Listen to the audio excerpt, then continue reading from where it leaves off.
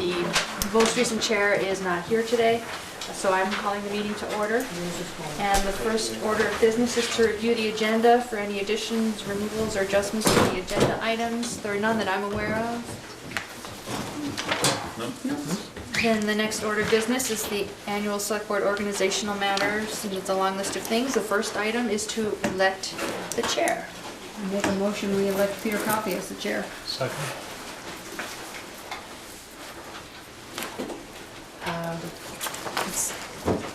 Any further discussion? Well, are there any Oh, 3 times. any other nominations? Yeah.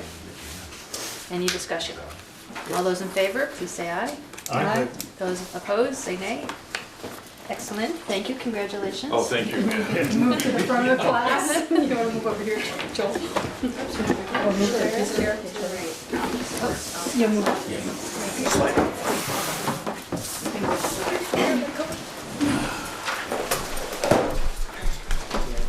All right, second order of business is to elect a vice chair. This is something that we have not done in the past, but Valerie recommends it, and I think it's an excellent recommendation.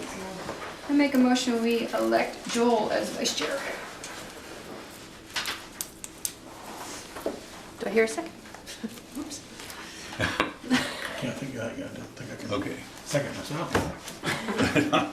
All right, for the lack of a second, any other nominations?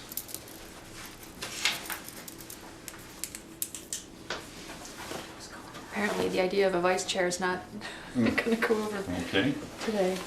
then we will carry that over to the next meeting if we choose to do it then. Next is just normal business, designate every other Monday as regular meeting schedule, subject to occasional modification. I'll make that motion. Second.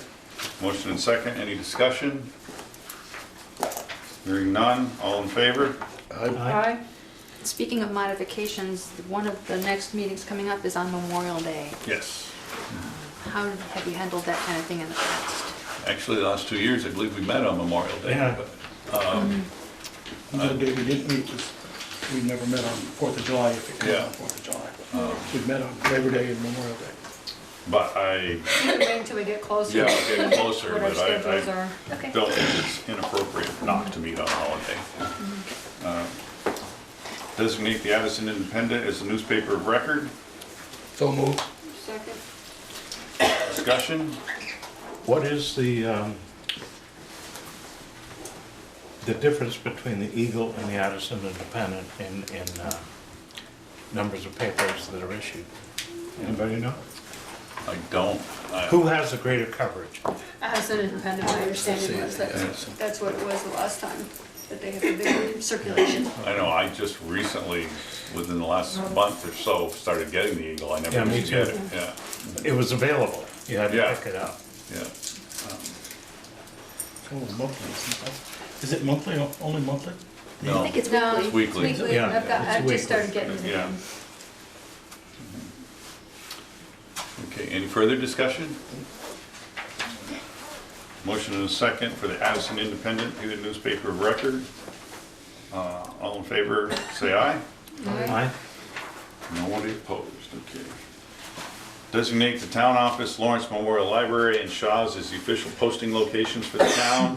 This is for the minutes, the the agendas, and that kind of thing, are all posted. And the one in the town office, there's one inside, and there's one outside in the, what do you call it, the kiosk? The case. Yeah. Don't call it a kiosk. No. Information board. Looking for a motion? So moved. Second. Discussion? Hearing none, all in favor? Aye. Opposed? Authorize treasurer's office to process weekly payroll with the select board approving warrants monthly. Now, this is on the agenda because it's been on, in the last 2 years that I look back at, it was on the agenda the same way. And if you'll notice, the select board approves warrants with each meeting, so it's twice a month there. Well, we approve the warrants, but we don't, do we approve the Payroll? payroll Yes. every? No, it's a weekly payroll, and you meet every other Yeah. Every other Monday, week, Yeah, so. so, yeah, we do, we have the We short do have one. it every week, Yeah. every Mhm. time we come. Yeah, Yeah. And it's my thinking that the treasurer does not need to be authorized every year to issue payroll. I think there can be a standing authorization, and a prior authorizations probably accomplish that. so do we want to entertain a motion to change monthly to, I'd entertain a motion here to make approval warnings at a regularly scheduled or modified select board meeting. So if we modify the schedule like in Memorial Day. yeah, it'd be done. well, it would still be a regularly scheduled Regular meeting. scheduled meeting. Yeah, mhm. With, you know, proper announcements and so forth. So you would change, just take the monthly out to And put regular scheduled. At a regular scheduled meeting. Okay, do I have a second Meeting on that? schedule. Yes. Okay, discussion? Hearing none, all in favor? Aye. Opposed? Motion passes. Consider which date to resume 7 PM meeting start time. Maybe last year, make it first weekend in April. Yeah, so that would be April 2nd, I believe. Second of this, well, my recommendation would be we put it out there, and the next agenda will say it'd be a 6 o'clock to change to 7 on the 16th. Or we can change it to the 16th, or 7 o'clock on the April 2nd, doesn't matter. I would say let's do it on the second. Yeah. Second, April Makes it 2nd? cleaner, yeah. Vernal equinox is tomorrow, let's move it. So, I haven't heard a motion. I so moved. So move April 2nd? Yep. Okay, so we have a Second. motion and a second to resume our 7 PM meeting start times on April 2nd. Discussion? Hearing none, all in favor? There's a hand up in the back. Can I ask a question about that? Yes. Is it possible to keep them always at 7, or is there a reason why it's moved back to 6? I was just wondering if people find it more difficult to get to 6 PM meeting if they're traveling home from work, stuff like that. I can tell you why, because when it comes wintertime, we spend a whole lot more time here, and we want to get home before midnight, even though sometimes we still get home at midnight. Yeah. But that's really the reason why we move it back to 6 during wintertime, because our meetings tend to be longer. On the other hand, I would prefer to leave it at 7. But we have been getting out of here 10:30, 11 o'clock Yeah. almost every night when we Yeah. start at 6. Right. So, yeah. Okay. All right, so we have a motion and a second to resume 7 PM meeting time on April 2nd. Any more discussion? Hearing none, all in favor? Aye. Aye. Okay. All right, public forum, opportunity for any of you out here to briefly share comments and concerns of the boards about matters that are not on the agenda, up to no more than 5 minutes per topic. And the topic requiring more than 5 minutes needs to be scheduled for a future agenda. So I would say if it's something to do with Vermont gas, that is on the agenda and we'll take it if that's your comments. Yes, Jim? Commend the road department for the great job they've been doing with this harsh winter. Keep the roads nice and clean. I know a lot of them are very tired sitting in those trucks. On that note, we have gotten some expressions of concern about the condition of some of the sidewalks, and the road department's been down a person, and also they had some equipment failures, so that contributed to the lack of attention in some instances. I still think the sidewalks have been awesome. I think, I'm amazed at how well they're kept. Have you been on Great. them Not Friday right now. through today? Not right now, they're not. But it was a really hard situation right now. Yes. But I think mostly they're right on it, and I appreciate it. Thank you, Sal. Is there a way to thank them? I mean, besides, certificates to covers or something? Some community thing? Only if I get on Front Porch Forum, send them a note. Send them a note, send them some cookies. Cookies at the, Town barn? Down there. Yeah. They would be that's devoured. the second building. Yes. And catch them early in the morning or Late in the afternoon, because otherwise they may not be there. anything else? Okay, hearing none? Another, Whoops, I'm sorry. Yes. Just an informational thing. Bristol Core started a new film series on Fridays at Lawrence Memorial Library. We're projecting 60mm films. It'll be a different film every Friday. And we have a Facebook page, and I'll announce it on Front Porch Forum. I have horror stories about 16mm films, my early days of teaching. Hopefully it won't have that. It went well last Friday for our first film, and it's at 7:30 Friday evening. Okay, anyone else? No, thank you. Val, come on up. So I have no desire to keep you here late, so I'm going to be as brief as possible. And you get to go first. And I get to go first, so good luck. I'm really here tonight to start a conversation. I'm not really looking for any answers, but I do have a question that I hope will beg conversation by the board at some point in the very near future. I'm here to talk about Holly Hall. As you know, the acoustical treatment at Holly Hall is complete, and the new sound system is in and operational. And so I wanted to give you the handout that was put together for us by Ted. I know you have a copy of this, Yes. but there's already a revision, so you may not have that. This was written in layman's terms for us by Tim Johnston, the gentleman that installed our system, and I thought it would be good for you to have a copy of that. It just kind of outlines how the system operates in a kind of in a nutshell way. And so I thought it would be important for you to have that. This is the actual manual, and I didn't think you needed to have the manual. But I brought it so that Somebody you could needs it. see that there are a lot of components to our system. And there are a lot of pieces to it, and there's technology around it that is beyond my capacity. So my question to you is that as we move forward with our rentals of Holly Hall, and the fact that we have the new acoustical treatments done, we have the new sound system, I foresee in the not so distant future more advanced rentals. And I bring the Holly Hall book because it's full, and we have some things coming up very soon that are going to require the use of our systems. I'll call it IT equipment, be it the sound system, our stage lighting, what I hope that we will have, again, in the not so distant future, a projector, that kind of thing. And while I have been coming in to set up the system as needed, I was here yesterday for an event that happened and went very well. As you all know, I'm leaving the rec department in June, and so my question is, are we at a place in time where we should be considering a steward for Holly Hall? And by that I mean,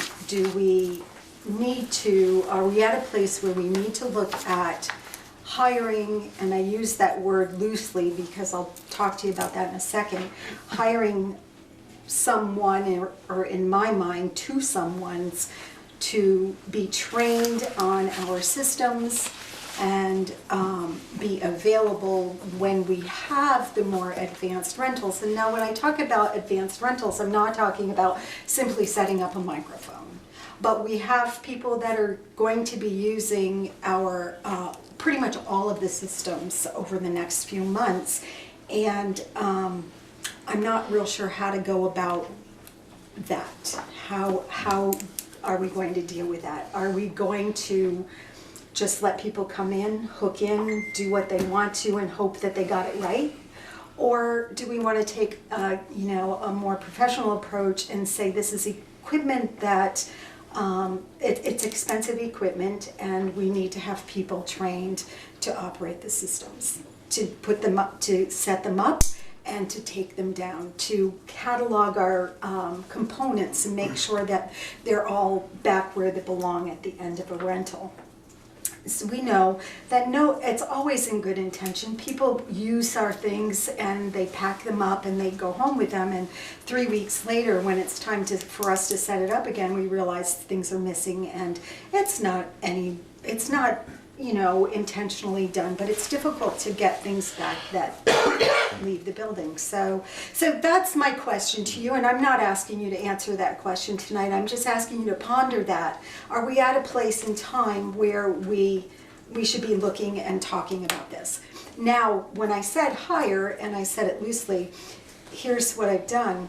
I talked to Carol Wells about whether or not there would be an opportunity for us to use some of the grants. Carol Wells being one of the people graciously involved in the Let's Hear It for Holly Hall committee. I asked her if we could use some of the grant funds that were left. There was a little bit left. There's not a lot, but there's a little bit left. Could we use some of those funds to hire TJ, Tim Johnston, the gentleman that put in our system, to come in and train 2 people to operate the systems? And she said, yes, we could do that. So we could use those grant funds to train the people, to pay TJ to come and train them, and to pay the people for being there if we needed to. So then it begged the question of, if we did this, how would we actually pay the people to be here during a rental? Some of our rentals are typically 4 hours, some of them are 6 and some are 8. So I started making some phone calls, and I called venues in our surrounding communities, and I got some really good feedback from them about what works well for them and what doesn't work well for them. But and I have that as a handout for you also, because I think it's good to have something to look at as you're pondering the question. How are these fees paid? Well, most of them are paid, there are a couple of ways. Some of that, it was all over the place really. Brandon Town Hall Theater, you have to hire their IT tech or their sound tech if you're going to use their building. There is absolutely nobody that comes into the building and uses their equipment unless they have hired that person. The way they do that is when you come in and you make the rental, or the inquiry around the rental, you're given that person's name, and it is your responsibility as the renter to set something up whereby you actually hire them yourself to come in and operate that equipment. So I asked Dennis, how do they pay for it? They pay for that themselves, meaning the renter pays that person. So there's no funds exchanged through the town. So that's how Brandon does it. The Paramount Theater charges a $50 an hour IT rental, IT tech, and that is paid for through. And that was a little bit of a gray area because I got that information kind of secondhand, but it was felt that that was part of the rental fee. As is the case with Middlebury Town Hall Theater, they have 2 people that they have on their payroll. They're salaried employees. They don't work a 9-to-5 job. They work to cover whatever needs are in place during a rental. Now, having said that, Middlebury Town Hall Theater does have what's called residence companies that they do allow to come in. They've worked with these companies before. They've exhibited the ability to run the system, and so they let them come in and do that. But the lay person is not allowed to come in and do that. If you're going to have a dance or whatever there, you have to pay the fee for the tech, and that is at a $50 an hour expense to that person. And the other ones that I spoke to was the Virgins Opera House, and they were kind of they're okay with people coming in. If you have a tech you're asked as a renter to bring a tech savvy person. Well, that would mean me, and I know this much. So I question whether that would work well for us. Is their system as complex as ours? I'm not sure what their system is. Honestly, I don't know. I didn't ask that question. I came in a half an hour early and spent it with TJ during the introductory session, and our system is really complex. It is. It's as I said to TJ when he and I were having this discussion, and he highly recommends that we go with training a couple of people, having them on site when there's a rental. That was his first and really only recommendation to us. And I said, so TJ, this may not seem like a sophisticated system to you, but to me it's extremely sophisticated, and it's basically all I can do to come in and set up the microphone. So I do think, again, I don't want to take up a lot of your time, but I do think it's a conversation to be had. And the other thing that I want to tell you is that we own that system. The town of Bristol owns that system by the grace of the people that did the fundraising. However, there are recommendations, and I think it comes from Emeritus Place. Someone came to me and said that they had helped with the system one of the times, and they wanted to make a recommendation, and the recommendation was made to TJ. And again, after speaking with them, I feel that it was Emeritus' recommendation, but who has the right to make a recommendation to TJ about a change in our system? And so I don't feel qualified to do that. This person is highly qualified to do it, but this person is not a town of Bristol employee, and I don't know where to go with that, honestly. So then again, if we had people that were trained and part of our staff, we could have them working with that person that's making the recommendation. This is right up your alley. Do you have any interest, or does Channel 16 have any interest in being trained to do this? Do you have any feeling about that? Always do, of course. Always willing to help out and everything. I think it's important to have, well, like the Middlebury Town Hall Theater has, is their tech directors. They are really just there to ensure the safety of the equipment, to make sure that boards are turned off properly and that we don't send power surges through speakers and damage them. They, at the middle, because I just got done Anna Green Gables and I went through this whole process, they are really not there for crew, so it's like you should still, whoever's coming in, hire their own operators, but there should be someone who knows how to do it, can show the sound or the operator how to do it properly, and to be there at the end of every event to make sure that everything goes back the way it was supposed to be and knows how to Tetris it.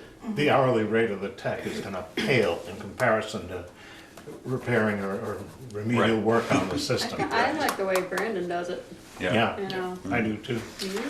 Well, You rent it, you have to hire this tech, and it's up to you to pay them, and it's up to you to call them. And the Yes. reason that I said two is simply because people go on vacation, Right, people you're go not out of always town. gonna be- It makes sense to have two Yeah. trained people to me.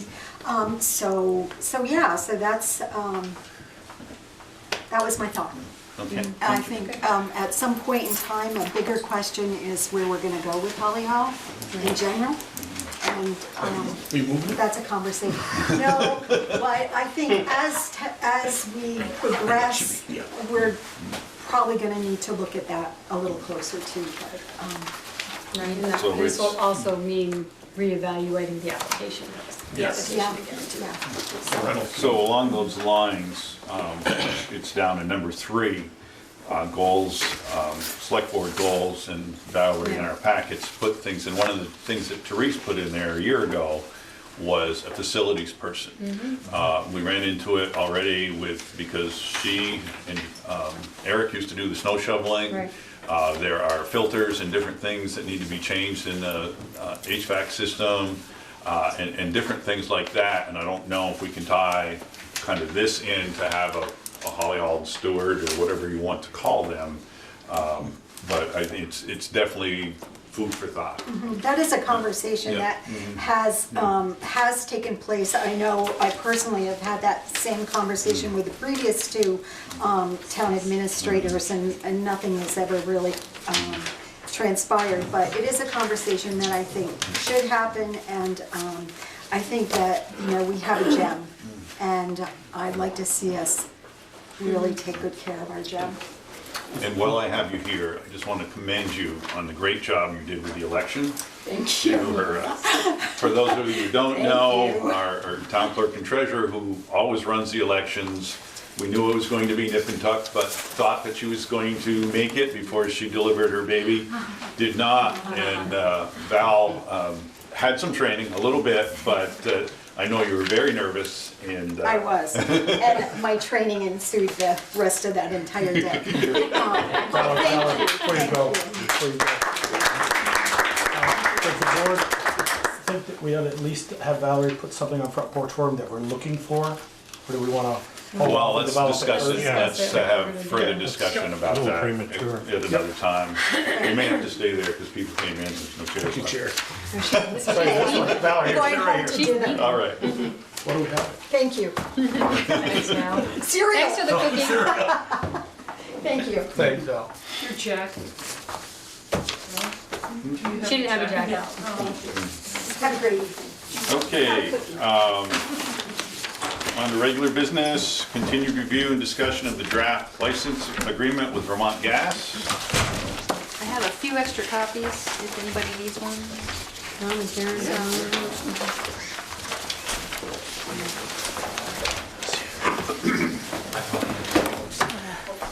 Who would like to talk?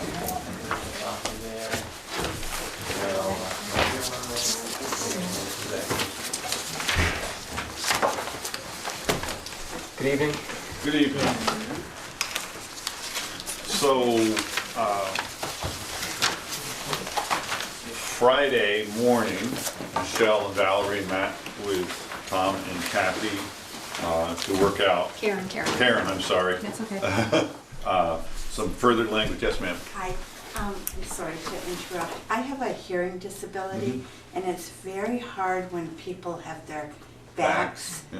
to the audience for participating in Either end, the Or just turn perhaps. sideways, I don't know. We can slide down here.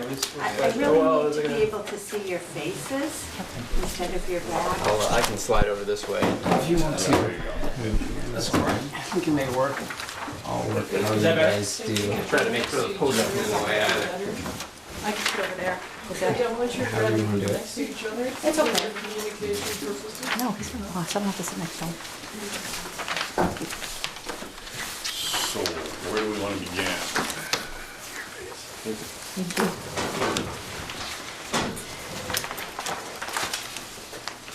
Do you want to go through the comments or the overview? What's pleasure? What's reflected in the draft that the select board has and that what's available, we used the December 18th draft as a baseline.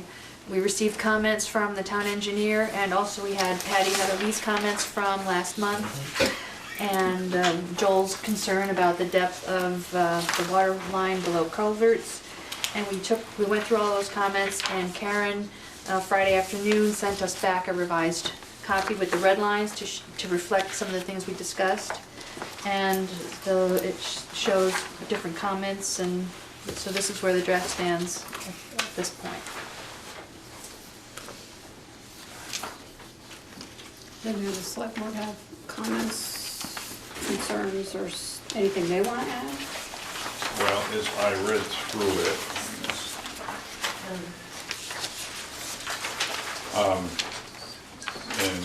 and Karen also had a comment on number 6, on page 3, that BGS shall reimburse the town for reasonable verifiable expenses incurred by town utilities. So, does that mean if somebody from SI or whoever from VTUMS has to go and show them where a water line is and that kind of thing, and it's above and beyond, it's a billable back to us beyond their normal contract, that BGS will reimburse the town? That's what I understood. Yeah.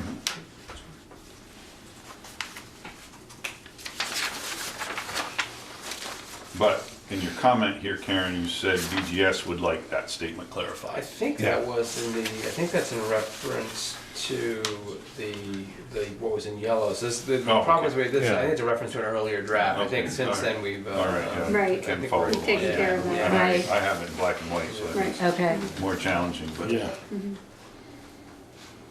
But I think unless you guys have more, I think that covers what was talked about, is making Okay. sure that you guys have vehicles, if need be, to bill us back for stuff that's above and beyond just general check-in type stuff, basically.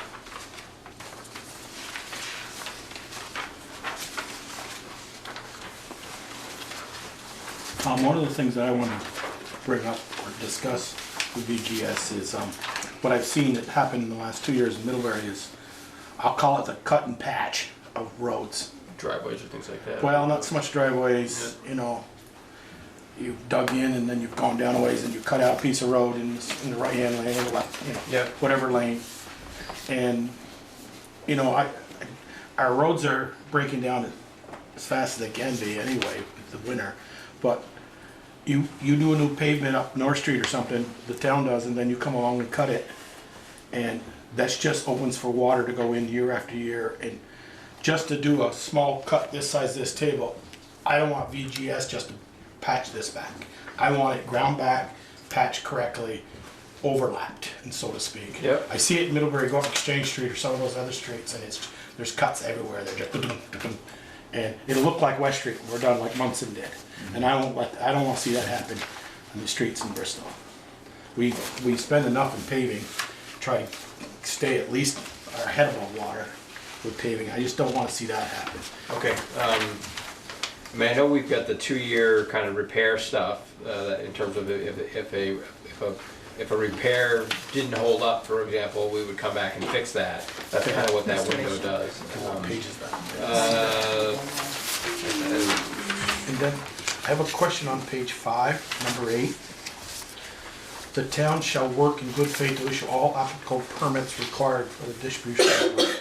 What permits are you looking to get from us besides this? Well, it varies per town. I mean, generally we have to get like a road construction permit or something along that line. I don't know what you guys have that's applicable to that, but that's generally what, there's and I think you guys have a general. You have like a highway installation permit or something, there's 2, I think, on the Working in the website. right-of-way permit. That kind of thing, yeah. yeah. And like, this kind of mirrored the Virgin's agreement, and every town has a little bit different wording, so we just put applicable town permits. Okay. I mean, it isn't the town, because if you have to need a permit for environmental or zoning or something, that's not us. We don't issue And those anyway. Right. This board doesn't, at Right. least. Okay. And same, on that same one in your comments, ANGP, American National Gas something? That's Addison Natural Gas Project. Oh, okay. I'm assuming that's a Because I defined crossed out an area, that was an old comment from the February. Okay. Yeah, and I actually had a clean copy, but when I came on Friday, Michelle and Valerie asked me to do another red line version, and so I did, and I left all the comments in, so it got a little so that's a confusing. previous comment. Yeah, Okay. yeah. It's referenced on page 1, but we should put the acronyms there. We don't have the acronyms. We'll make sure the acronyms track back to that. On page 3, the note under 6, add provision that if the town gets sued and VGS is found to be at fault, the VGS would pay all attorney's fees. And over to the right-hand side, it says comment, see page 9. I can't find anything on page 9 that references We that. did add that. Let me make sure it's in the right spot. Yeah. Let's see page 9.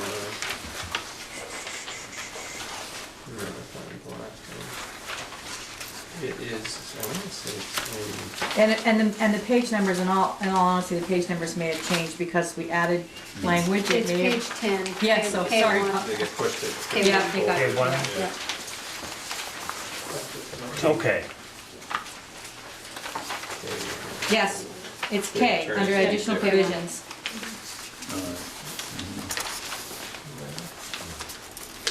And that, again, that was a previous comment from the February change. yeah.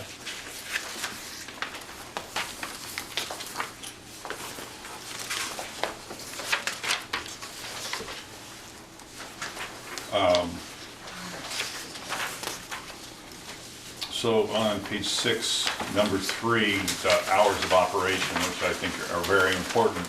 Yep. But there are emergencies, and you can't stop at a certain time if that needs to be clarified. And I know I was talking with someone from Virgin's, and they said, you hit like a sewer line and you worked into the evening to get that cleaned up, which would be a total expectation. Or maybe through the weekend. Yeah, whatever it takes. Not that you're going to hit any sewer lines in Bristol, but you could in certain areas.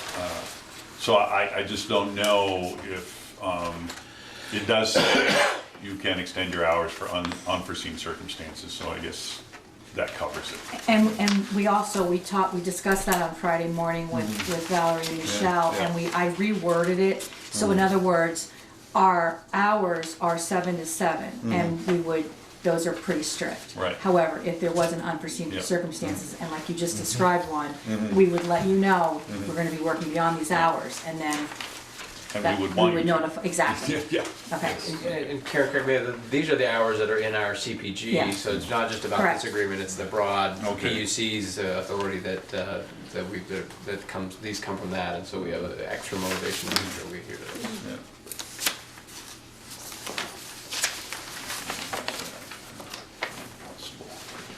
Tom, on page 6, number 8, you talk about the 2-foot clearance from existing utilities, which is really just road, highway, water, and as water commissioners.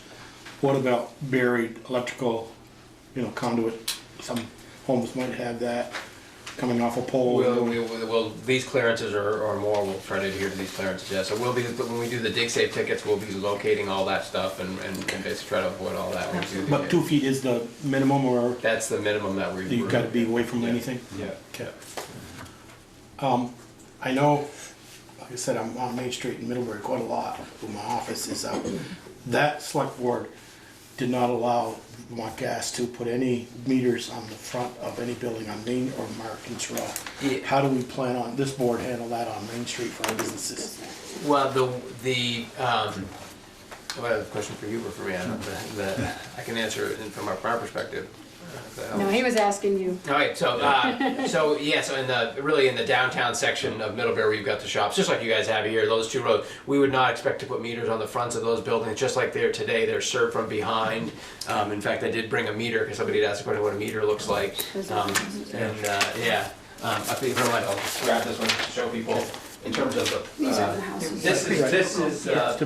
This is a standard residential gas meter, essentially, so just for the quick extra, this is where the pipe comes out of the ground, and there's a shut off here. This is what we call the service end. This is a regulator, so it comes up out of the ground at roughly 70 PSI, pounds per square inch. This regulator regulates it down to about a ½ pound, basically. So the gas that actually flows into your house is at a very, very low pressure, and it's just a meter that basically, there's a diaphragm in here that moves back and forth as the gas flows through this thing into your home to run your boiler, furnace, water heater, things like that. So so you actually, if you look across the street behind the building, they have some of these that are feeding propane to those buildings, basically. And then just as a quick point of reference, this is the materials that we build our system with. So this is a 2-inch main. So much of the town would have this in the streets, and this is a service going to a house, basically. There's a service stop here. So if we ever need to shut the gas off to your home for some reason, our guys will dig down straight down to this spot. They've got a special tool, and there's a shut off here, basically, so they can shut off the gas to that home. All of our services have this flow limiter, basically. So if let's say you hit your meter with your lawn tractor or something like that, and you actually broke the main, this has a little ball in it, essentially, and it will basically shut the gas off. Basically, when the gas starts flowing through here freely, this ball will basically shut down the service. So it's a safety feature that's built into that. Is there a way to put a riser on that so you don't have to dig it out, you just take In a some tap cases, off? I Like think a the curb guys do a stop. curb stop. Yeah, in some cases the guys have that depending on the Yeah. setup. I'm sorry, Peter. You listen. Yeah.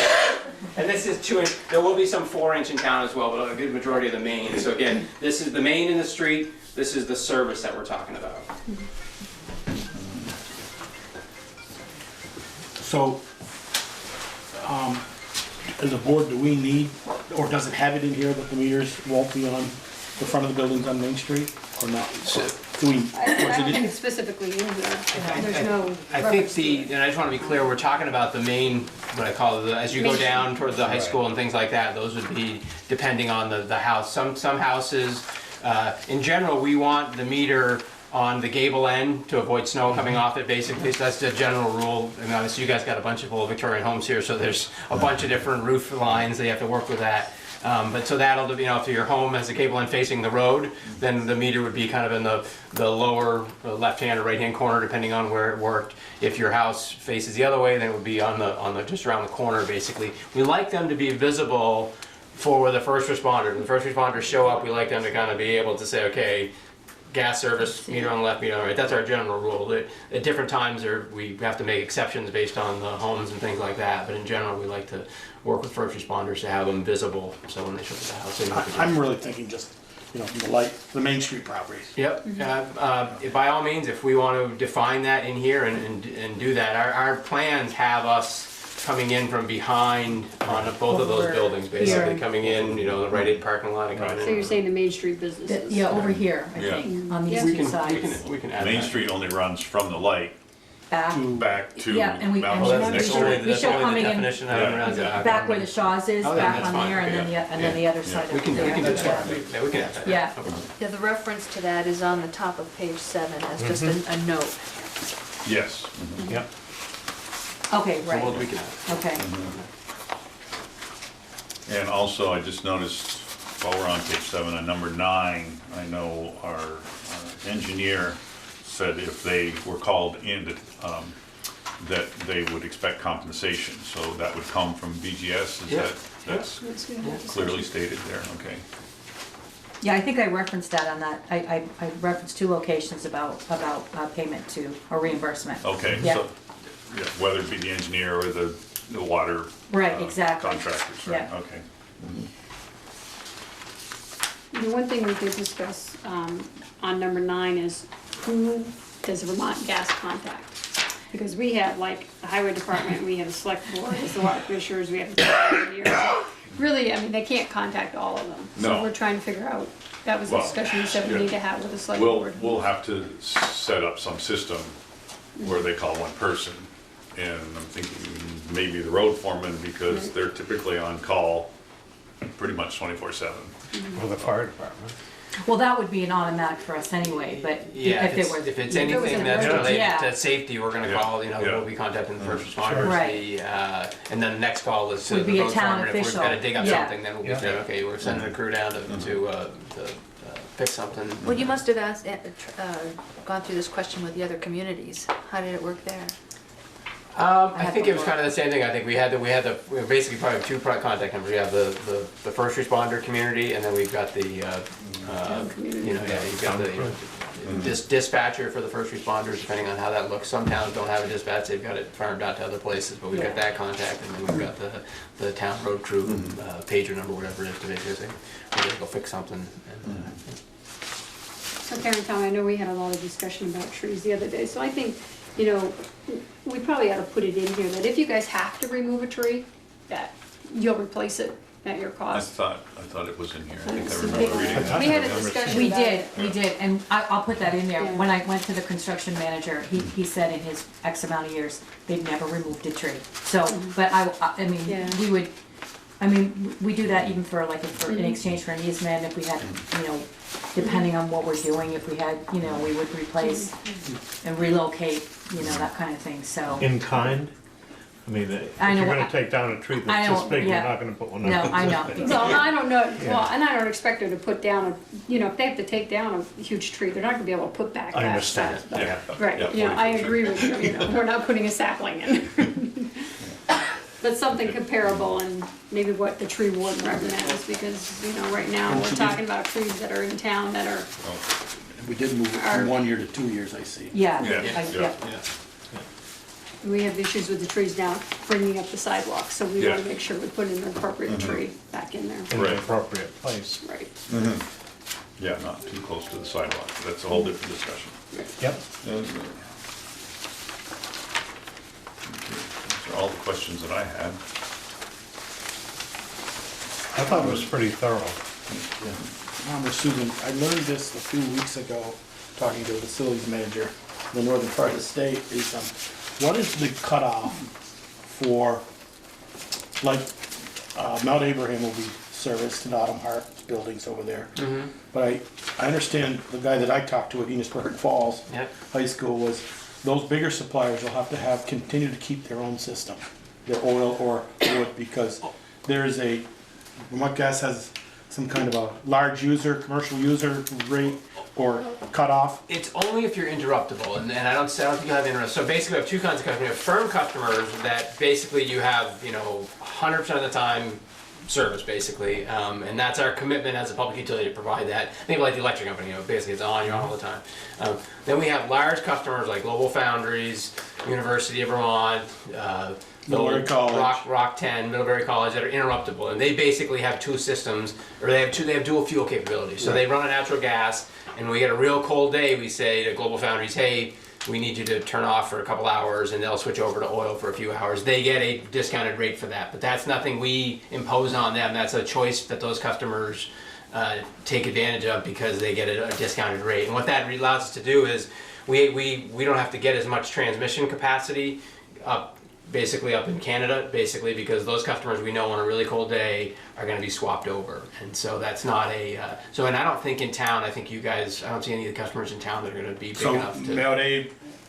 Whether, I'm not speaking for them, whether they would have to keep a system where they think they may not have to. I know Enosburg, had a custodial up there, maintenance, said they kept their wood chip boiler because they've been notified when it gets down 20 below to go to wood chips, so we gotta slim you off gas. And they've chosen to do that. They could have basically taken their wood chip boiler out, and I think Mount Abe may have the same situation. They may want to keep their because you guys are biomass boiler, right? Right, they have wood chips and oil. Yeah, wood chip, and so it's up to the school what they want to do. I mean, the biomass is pretty cheap at the unit level. There's other challenges with it in terms of but nonetheless, if that's a relatively contemporary system, then you may say, you know what, we can run this thing as our primary fuel, and we'll just get gas as a backup. And in that case, you could get interruptible rates. We got the Middlebury schools got interruptible rates because they're kind of in the same boat, and several other schools. So those customers will know that going in. Yeah, we'll talk. They won't make that choice. Yeah. The choice will be made for them. You're a large user. You may have to be cut back. Well, no, it's a choice for them. We say if you want to get on that service, you can, and but those customers, and the way it works is for those interruptible customers, we'll notify them, several days in advance. Say, hey, it's going to be cold on Saturday morning. If you want to, you're going to have to swap over to your backup fuel. But it's only for those customers that have chosen that. We don't mandate on anybody. Basically. Okay.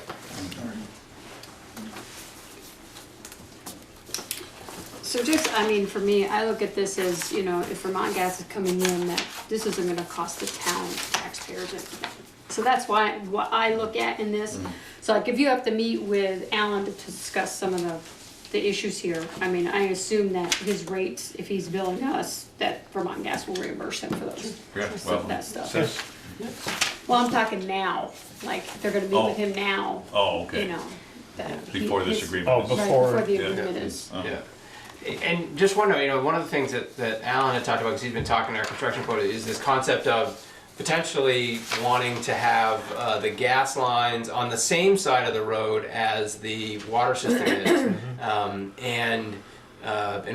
So we have a diagram that kind of shows where those pipes are. A lot of them are under the road, basically. They're in the kind of and they tend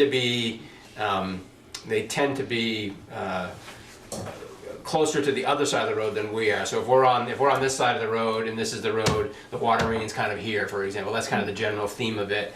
And so I'm not sure it lends itself to us to put our pipe in over here, because it feels like there's enough room to put in, if you're going to install a new water system in the green belt on this left-hand side. But that's more discussion. We'll have to have a discussion with Alan more and see is he comfortable with that.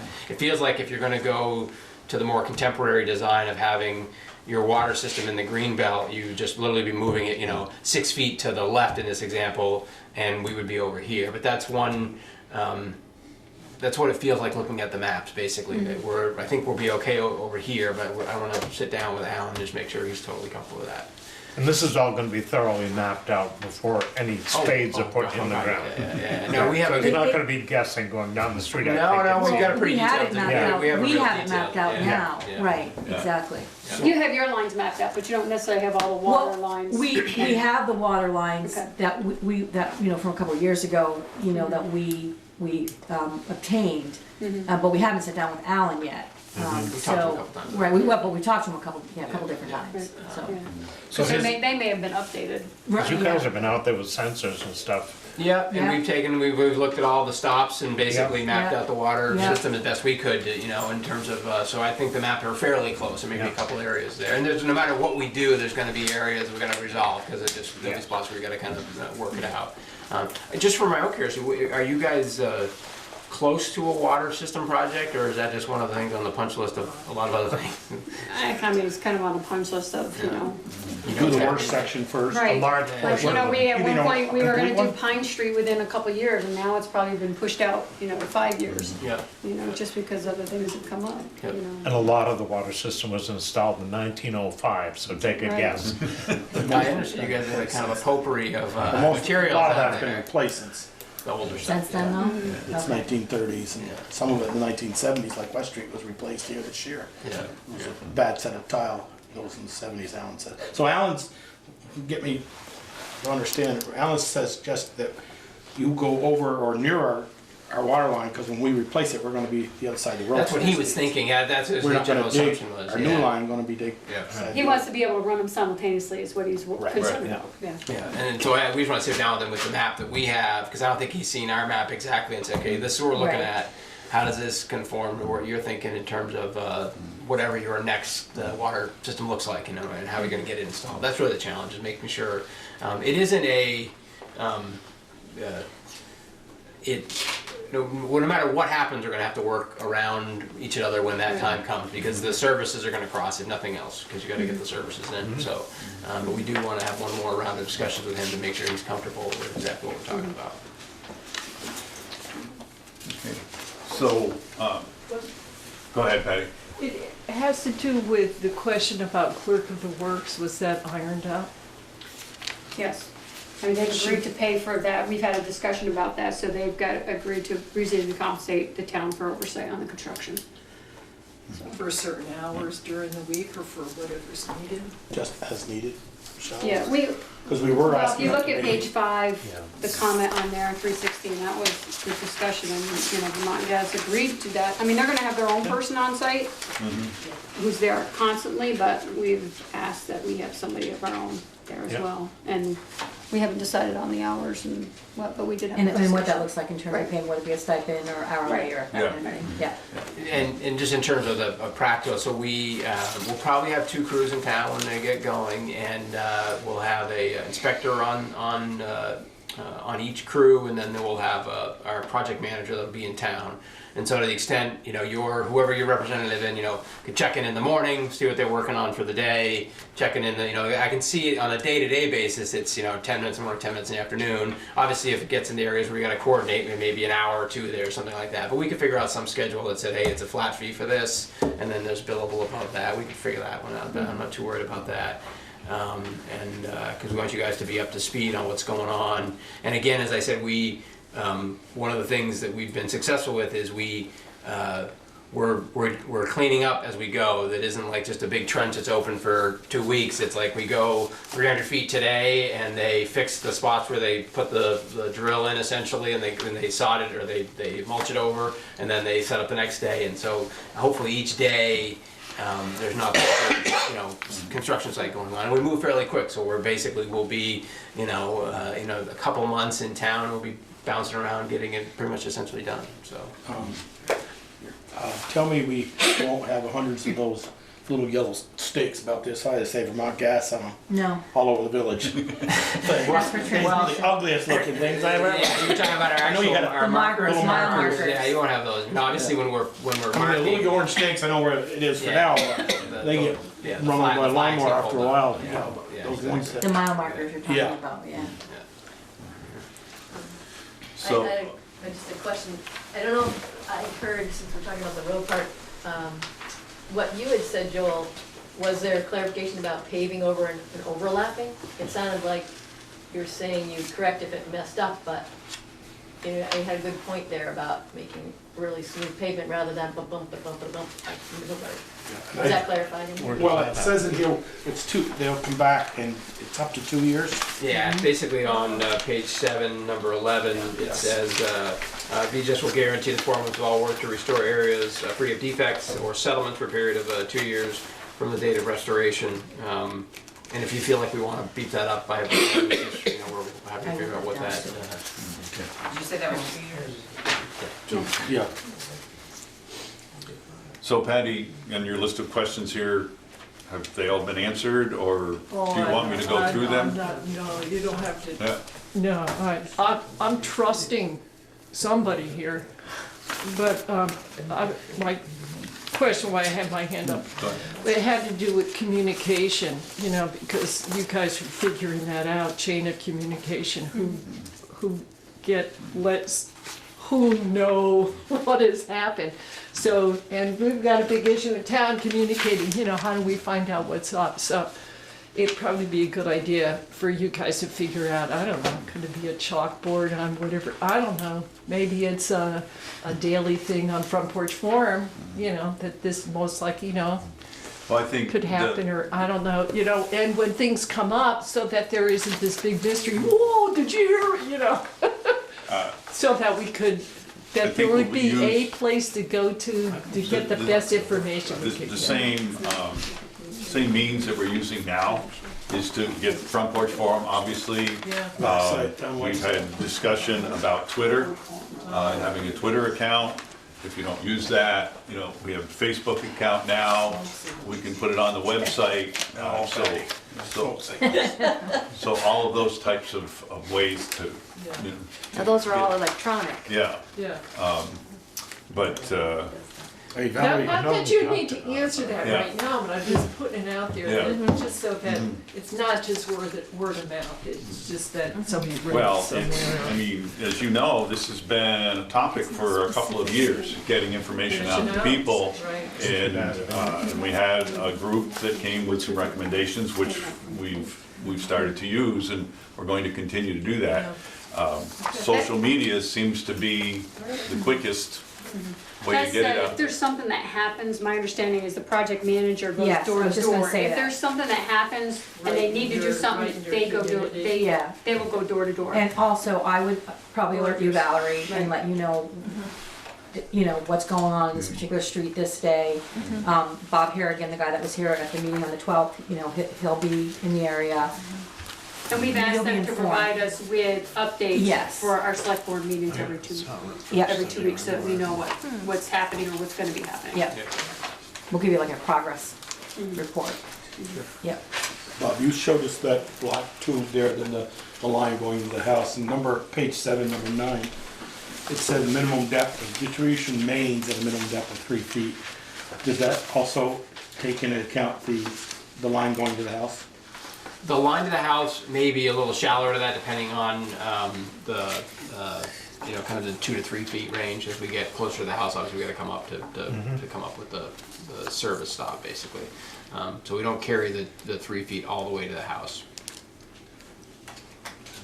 And Does this go into an elbow, or is it just, there's no fittings underground? There, Is it curved? I'm not sure. there's a 90-degree molded elbow. Yeah, molded elbow. Yeah, They all okay. showed But me the other day. there are no underground connections then?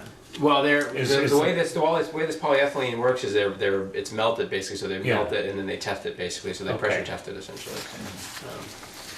Will each homeowner be notified, okay, your line is 2 feet from the ground, or below the ground? We can So do if that. I know, at least, I know, well, okay, if I'm gonna plant a tree out there, Well, you're supposed to call up.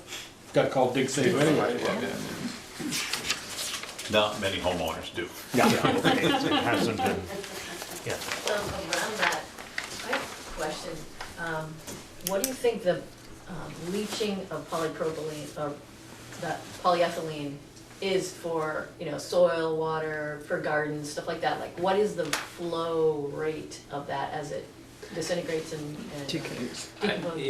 I don't know, I can check on that. I mean, obviously this is an industry standard that's out there all around, the world in terms of using polyethylene, and one of the reasons we use it is that it is resilient in terms of, we don't have a lot of gas systems have, bare steel, in our system we don't have any bare steel, and we have polyethylene. We're one of the most kind of modern systems in the country.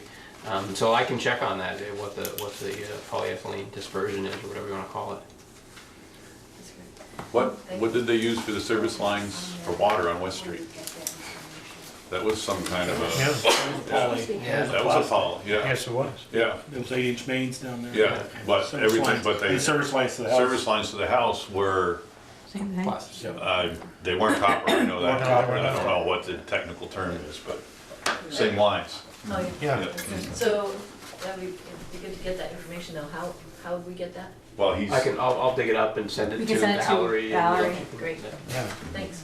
And what's the life of that, the estimated life of the Well, this pipe? this is a 70+ year. 70? From an accounting perspective, it's a 70-year life essentially. So we're assuming this infrastructure has a 70-year life essentially. But that's just an accounting. It can live longer than that if it's maintained properly. I mean, we're 50 years into some of our pipe that's coming down from Canada, our transmission line, and we've tested that, and it's amazing that it basically hasn't corroded because we have techniques, this cathodic protection basically, that protects it from corroding. Just a quick interruption, there's a sign-up sheet in here on a clipboard that's somewhere. So if you haven't signed it, I haven't signed it. Could it be circulated? yeah. Yeah, Just going wanted- just wanted to make sure it was going around. and anybody who would like a cookie, we could do social as well.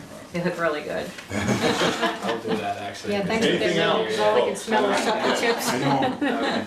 Okay. I have a question on page 8, number 3, under emergency training and management. It says Vermont Gas shall continue to deliver its public awareness campaign that complies with this section, addressing issues including the one-call evacuation notification system, the possible hazard associated with the unintended release of natural gas, and the steps that should be taken if a release occurs. What does that mean? It should be excavation is what it should be. It's the one call excavation is what it should be. So one call is the dig safe. So if you're, anytime you dig in Vermont, you're supposed to be calling dig safe if you're a contractor or even a homeowner that's doing something significant. And so there's a dig safe takes that ticket, and they will contact the responsible utilities. And so they would call Vermont Gas and say, hey, Vermont Gas, Sally Smith wants to dig in her backyard, and we would come out and locate that. And they would also notify, it's got another company called On Target. On Target looks for the electric lines, and they would look for IT lines. IT, telephone or electric line. So in general, you guys don't have many buried lines in town, so most people don't have it. They might have a buried service from the electric company, but in general, so it should be excavation. That's a good catch actually. But that's what one call is. The one call dig safe is this number to make sure that nobody erroneously hits a pipe or a electric. I mean, it's dangerous basically between our stuff or the electric stuff. If an excavator were to hit it, it could be dangerous. So. Okay, I have one other question on the next page. 9, number 2. It says that you'll provide Bristol with copies of annual inspection reports. Yep. And I'm wondering who, is it Vermont Gas that is inspecting Vermont Gas's work? Some of the stuff that I've read, there have been places where the pipe has not been supported the way that it should be. Just wondering who inspects your work? On the distribution work, this is all work that's done by Vermont Gas. We have our operations crew that is doing the annual inspections, the leak detections, things like that. So they're out there checking to make sure that the system is operating safely. So those are our folks. Okay, and is there any outside party that inspects the work? Well, the state has a gas safety engineer, basically, that they will look over our reports and things like that. I don't think they would come to town and actually look at individual stuff unless they were requested to and things like that. a question with that, how did so many safety violations happen then that are being reported and Oh my gosh. investigated now? I'm sorry. My dad's medicine, I get an alarm. Sorry. There are a few lingering things with the transmission line. There are two projects that are, or two ongoing discussions that are happening. One of them is a depth of cover discussion in New Haven. It's about 2,000 feet in a bog, if you will, in New Haven. The federal code requires that we bury that line 3 feet or less, or 3 feet or deeper. So basically, we buried it below 3 feet, so we met the federal code. The state regulators wanted it to be 4 feet, essentially. It's more complicated than that, but that's the high level discussion. So there's an investigation in that one little half mile or quarter mile section to say how come we didn't get it down to 4 feet. That's that one. The public service department has said they're not worried about safety in that regard. They just want to understand what was happening back when we put the pipe in 2016, basically. It's a couple years ago now. And it's all tested, and the pipe is safe and it meets federal code. And then there's a couple other issues around this NOPV, which is a notice of probable violation, which is related to a couple installation techniques. Again, the distinction from our perspective is that we were following our protocols, and the state has looked at that. They think we didn't follow them exactly to the T, I guess is the way I'd characterize it. And we're working with the state to resolve that. Again, the state has said that they're not worried about those issues from a safety perspective as it sits today. They're just, essentially what I call some cleanup issues around when you do a $150 million project where you put, 12-inch pipe for 41 miles. There's going to be some things along that line. But I think we're confident that the system that was installed from Colchester to Middlebury is completely safe. We've got hundreds of customers on it now, and they've saved a bunch of money this year in heating costs, and we're excited to have the Bristol folks take advantage of that in the years to come. I think it was around, not enough sand around it, not enough things holding it up, corrosive problems. There were a lot of things, so it just doesn't seem like. As I said, we can go into that in great detail here, but I think, as I said, we are comfortable that when we put the pipe in, that our standards allowed us to install it the way that we did. The state is disputing that, but I think again the state has said that it's safe. They don't see it as a safety issue. They have recommended that we do more testing more frequently, 5 years instead of 7 years, and so I think that matter is going to come to an end hopefully fairly soon. And this depth of cover one is going to go on a little while because they're going to go out and test it in the summer months to make sure that it was at the depth, basically. So we're confident that those are going to get resolved in the near future. And I think the other piece, and one of the things that we've added, and BGS has agreed to, the town is going to have a clerk of the works per se that is not associated with Vermont Gas. And they're not going to be there constantly like any clerk of the works, but we do have that built in. And it'll be at no cost to the town. Yes? What happens when there are different standards? For example, in what you were just saying, Vermont Gas has a standard, the state of Vermont has a standard. You mentioned somebody else had a concern, well, more than a concern, that they cited that they wanted something to be more than 3 feet deep, and Vermont Gas went with 3 feet deep. So how does that get resolved? Because obviously the town isn't going to hire legal representation, I wouldn't think, for that. And you were just saying, well, the state said, like in the last case that you, well, in the last two cases that you said, the state says that it's not really a safety issue, and it's just kind of, it's not a safety issue. But obviously the state brought that up as a concern, that there was a different standard that was already in place by the state. So how does that get resolved? Well, there's a regulatory proceeding right now, and so those are playing out as we speak. There's a I want to characterize it as a docket, but I'm not sure if they're officially docketed, but there's an investigation into the depth of cover, which is one issue on the transmission line. And then there's an investigation into this, what they call an NOPV, Notice of Violation. And those are dockets that are happening right now. So I think the Public Utilities Commission will address those as they do with these issues, and that's how we're regulated. That's how they get resolved. And the same thing with this agreement. Essentially, if there was issues within this agreement that for whatever reason didn't work out the way the town had expected, you guys can go to the Public Service Department. The Public Service Department can open an investigation, and that's the Public Utilities Commission open an investigation. We're a regulated utility, so we're overseen by that, and that's kind of your vehicle to help you if for some reason you felt you had to go down that path. Is that what happened in the cases that you're talking about? The towns involved went to the, I'm not sure. I don't. The towns didn't bring these issues up. These weren't issues that came up from towns. I'm not sure where the origin was. I think might have been the state inspector, may have been where they came from, but I'm not sure of that. And some opponents. It could have been the opponents, yeah, I don't know. Yeah. it could have been what? Some of the opponents of the There's project. obviously a lot of people that are opposed to the project. But I mean, when you're saying a standard, that sounds like something that is not a subjective thing. I it's an think it wasn't really objective. necessarily the standard. I think it was to do with the certificate of public good that we got.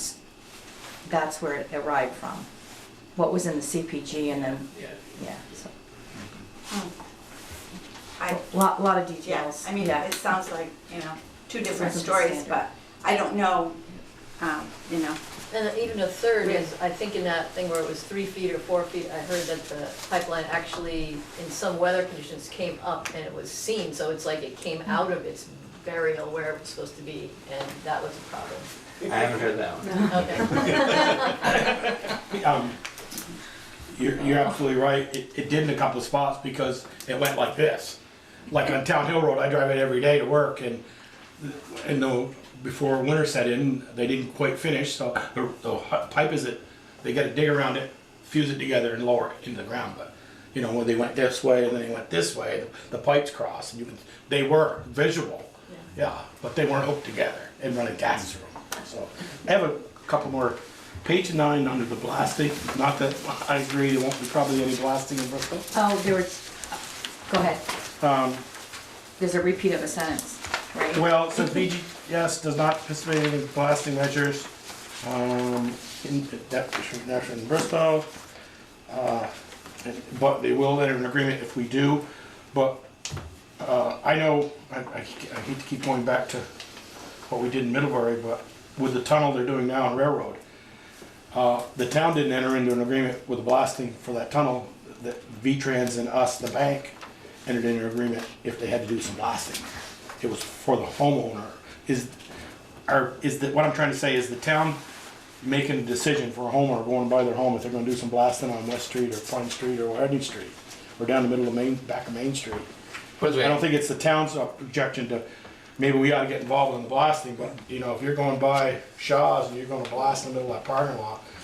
We're not going to blast. If this agreement needs to say we will not blast, we have no intention of blasting. Believe me, and so we're just trying to. I think the agreement ought to be made with the homeowner you're going by if you. That would happen too, but okay. I wanted to take it out because I knew we weren't going to blast, but we wanted to leave something in there, forbid. Cover your butt. Then we'd come back to the board and say, okay, we may have to blast this one little, but So it's. if you had to come back to us, we'd add back in, all blasting for the project would be carried out by a license. We would have to. Okay. Have a whole. I see that was crossed out, Exactly. I'm going, if they're gonna blast, but they don't. No, we'd come back and there'd be Okay. a whole a subsequent agreement. There's some pretty good Relative to sized blasting. stones down there that may need to be blasted. We'll go around. We believe me, we would it's much cheaper for us to pound away with our excavators than it is to deal with. 3 feet. And then 3 just feet. dealing with we're not going to blast into a community like this. It doesn't make any sense at all because it just the issues that's going to cause is just a big headache basically, and we'll And our soils just don't. we'll figure it out. All right, Ian? Can you describe the type of installation that happens for the different size pipes for the different roads? Is it something where the gas project becomes what West Street became for months and months, or is it different with this kind of installation? So our preference is to do basically horizontal drilling, basically. So what we'll do is we'll dig a starting hole, which will be, you know, a 3 foot by 3 foot kind of starting hole, and that's where the drill will enter essentially. We may not even have to do that, but essentially we'll drill 300 feet or so and then stop up, and then we'll move the drill rig and we'll start up again. So we're trying to avoid that open trench situation as we go. And so the first thing we want to do is get the mains in. So the crew that's doing the main, basically the pipe that's in the street, that 2 or 4 inch. So we'll be doing a series of basically, you know, 300 foot, depending on, as far as we can go. It may only be 100 feet because there's a driveway or something like that we have to kind of pop up before we go under that and things like that. But the idea being that we'll get the mains in, and then as customers sign up, we'll put the service in. And the service, we try to drill the service essentially, put those in as well. We do have to dig a hole to put the T on, basically, to install this T, basically. So if you envision when we're done the main installation, there'll be 2 inch pipe on all the streets in town, and then you call us up and say you want gas service, so we'll come in and we'll basically dig down to this spot, we'll affix this T basically, this stop if you will, and then we'll install this service to your home, preferably using the same drilling technology. So again, it's one of those deals where you know, open trench was always the way of doing things years ago, and now we've realized that the cleanup hassle associated with open trenching, you know, all the issues you're probably worried about, and the same thing with the homeowner's lawn. If we can basically put the service in without having to dig up a foot long hole all the way to your house, we'd much rather do that because we don't have to deal with, you know, seeding your lawn and stuff like that. So that's the preference. Is the 2 inch pipe what's coming along north through Main Street? Or yeah, I think it's going to be 4 inch. I think on the main streets, and basically, but most of the side streets will be drilled. Yes. Is drilled. Yes. Yeah. So are the connections out in the street? Well, this will generally be what I'll call it in the green belt. So you've got your pavement, and then you've got your strip of green, and then you've got your curb basically. So we're going to try to basically put it in that green belt, which is in the town right of way. But we tend not to want to be under the pavement. Yeah, exactly. We tend not to want to be under the pavement because that's difficult to get to put your service in. You can't put your service in basically. Okay, and you were saying you try to stay on the opposite side as the water? That was the discussion that we were having earlier, is basically, I think Alan, the engineer for your water system, so we're having some discussions with Alan about it, and exactly where he'd like it and things like that. Well, so on Garfield Street, you'd be on the south side because the water's on the north side. So then to get to our house, which is on the north side, yeah, you go under the road? Yeah, we would basically bore under the road and over to your side of your house and put the service on. We also have to locate the water. Obviously, we got to make sure we don't hit the water. That's key. Yeah, but that's what we do all over our footprint today. Okay. No, I'm just trying to get a picture in my head of so that if it's like that, one side there's going to be a long piece of plastic under the road, under the sidewalk. Yep. Into your yard. Yeah. Well, that's going to happen on every street. Yeah. One or the other. Actually, Tom, What happened to the map? our water engineer wants us to be that 2 inch to be over the top of our water line, so near it. Right. So that was the when we discussion. replace that water line some year, the water line will go on the other side Right, of the road. right, and so that was, when we were looking at the map, we want to sit down with Alan and just talk about that, because it feels like most of your mains are kind of almost center road. I'm not sure if it makes much difference which side we're in, basically, because if we have to switch, if we have to completely re-engineer, then it's going to take us some more time to process it. So we got to sit down with him and fully understand where he thinks it's going to be a conflict when you guys do your next water iteration. Okay, anything else, folks? Yes. You know, after being at town meeting, listening to the discussion that came up there, I just want to make a statement to the board. I guess you used the word opponent. I've become an opponent. And you talked about saving money. You know, people are going to get cheaper gas. I think about my grandson, who's 4 years old. And this is gonna cost him, and it's gonna cost his generation. It's costing people in Oklahoma who are regularly experiencing earthquakes as a result of fracking. So, you know, you're gonna make your decision based on a lot of factors, but I just wanna say that this is not cheap. Expanding the infrastructure for fossil fuels will cost. It's not gonna cost my generation, I'll be long gone, but it is gonna cost. Thank you. I just wanted you to know I that. have something along those lines. Can you just state your name real quick? I know you. You know, I'm Carol Klaus. Thank you. I also have more of these, I have a few of these up there for you too, but if anyone wants one of these copies. Do you want these given to whom? Oh, no, they've got them up there, I think. I think they're just from the end of the thing. Right there. If you need more up there, Need 6? yeah, do you know, how many do you have there? I don't know. Oh, I have I more. don't know. Those to go front of That's it. this is, Just one more. so what, this is about the, cost too. That was, what I was going with this. The cost of, using fossil fuel, just simply on a monetary basis, even though I used marbles on this, because I just wanted everyone to know that this is not an official chart, you know, but, so as far as the newest ways of getting our homes heated and moving toward lower cost, renewables and this path toward zero homes is really a phenomenal way to go. And it's not really known by many people because it's so new. We're used to having fossil fuel, like 3 different kinds. You can choose your fossil fuel and you pay monthly for the rest of your life. Now, there are ways that you don't have to do it that way anymore with renewables and because you can generate your own energy. And that is the huge difference right now. We're on the brink of that in our time right now. So looking at this chart, you know, if someone, say that aqua one there, if someone wanted to really do over their home and still pay less than what they were paying, say they were paying for propane, that top line, I'm just throwing that out as maybe that was propane. So they could take out a loan that was less than what it would cost them for 15 years of fuel, and then immediately put that into efficiency, heat pumps, and solar, and then pay that off for the next 15 years in less than what they'd pay if they had fossil fuel. And then at the end of that 15 years, they are done paying, except for maybe, you know, $10 per amount of power or something. So they've just changed their entire, like their retirement, they don't have to pay for anything. They've taken care of their needs. This is, and this could happen in like the red one, is doing it in steps. The first step, maybe you take out a short-term loan at much below what you were paying for oil there, and then you do your efficiency.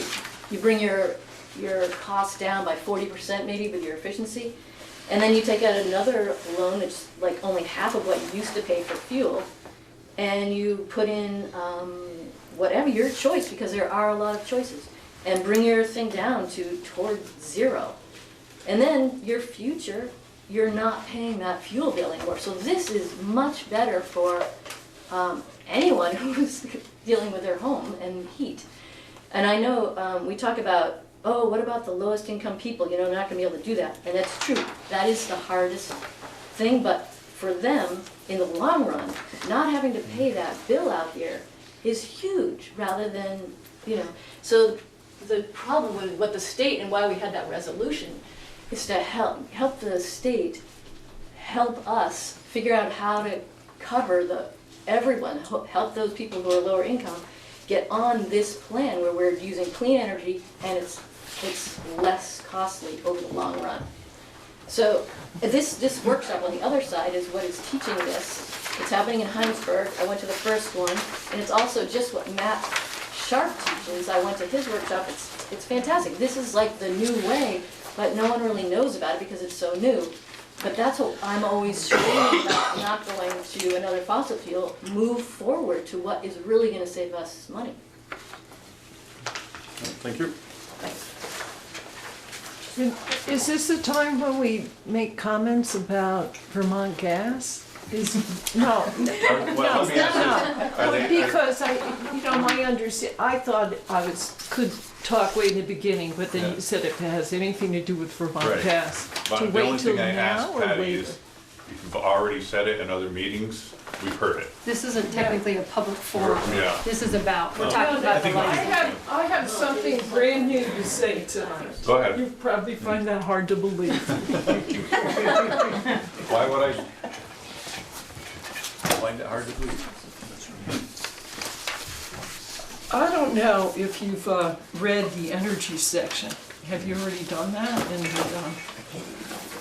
the town plan? I thought I'd just give it to you separately. Oh, yeah. Okay, so the energy, and I know to keep it under 5 minutes, and I will, I have 3 things to say. One is about this energy section of the town plan. And I would like you to read, discuss, reflect upon it individually and collectively as a whole. I'd like you to reinstitute the town energy committee and then interact with them. And I don't even know if it exists, doesn't exist, we can't talk about it right now because I only have 5 minutes. And if you don't want to do that, then rewrite, please have the town energy section rewritten. The other thing is I contacted Kevin Harper, one of the co-owners of Bristol Works and also one of the planners for the Stony Hills site, residential and commercial.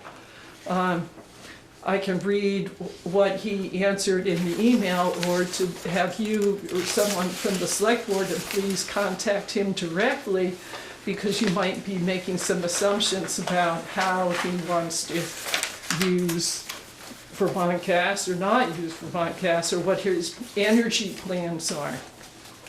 And because I think, Pete, you had mentioned this at a meeting, a couple of meetings ago, about, future business owners, that I think is very important as a select board to find out what their plans are, and please do not make assumptions about what kind of energy they're gonna use. The other thing is, and I could be wrong, maybe folks from Vermont Gas can clarify this, but I have a couple articles from the Edison Independent regarding the flaring. When Vermont Gas flared at the Middlebury Gate Station the last week of February, I read in the Edison Independent that Vermont Gas did not communicate with area residents. I don't know about businesses or the bridge school.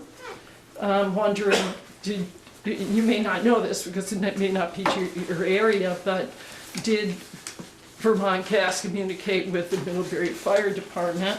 The flame was more than 15 feet tall. 50. 550. I had Wasn't 1.5. I read 1.5 in. 15 and 30, I think I heard. Is taller than a tree, a big. But anyway, Well, yes. anyways, We will- okay. No, just a minute. I do know that the Middlebury Fire Department was notified. Okay, well, that's good news, because Bristol did not know. And sometimes Bristol helps in mutual aid situations. Communication's key, we all know that, and especially when we're dealing with safety. I'm done, Pete. Okay, thank you. Yes. Well, one behind you that hasn't spoken. 5 minutes, Just a minute. too? I've got one behind. Eva Mastallis, I live on East Street. I'm fully aware that we need to get off of fossil fuels, and I think everybody's aware of that, and we're working towards that, but we're not there yet. We're a long ways from everybody being on zero energy. Meantime, I think Bristol's gonna be lagging behind. We have natural gas all around us. Middlebury's got it, Virginia's got it. It could be a factor if we didn't have it, to prevent someone from coming into Bristol, buying a home here, starting a business here, because they don't have that choice. We don't have a sewer system. If we don't have this, to me, that's 2 strikes against us. We're not keeping up with the area around us.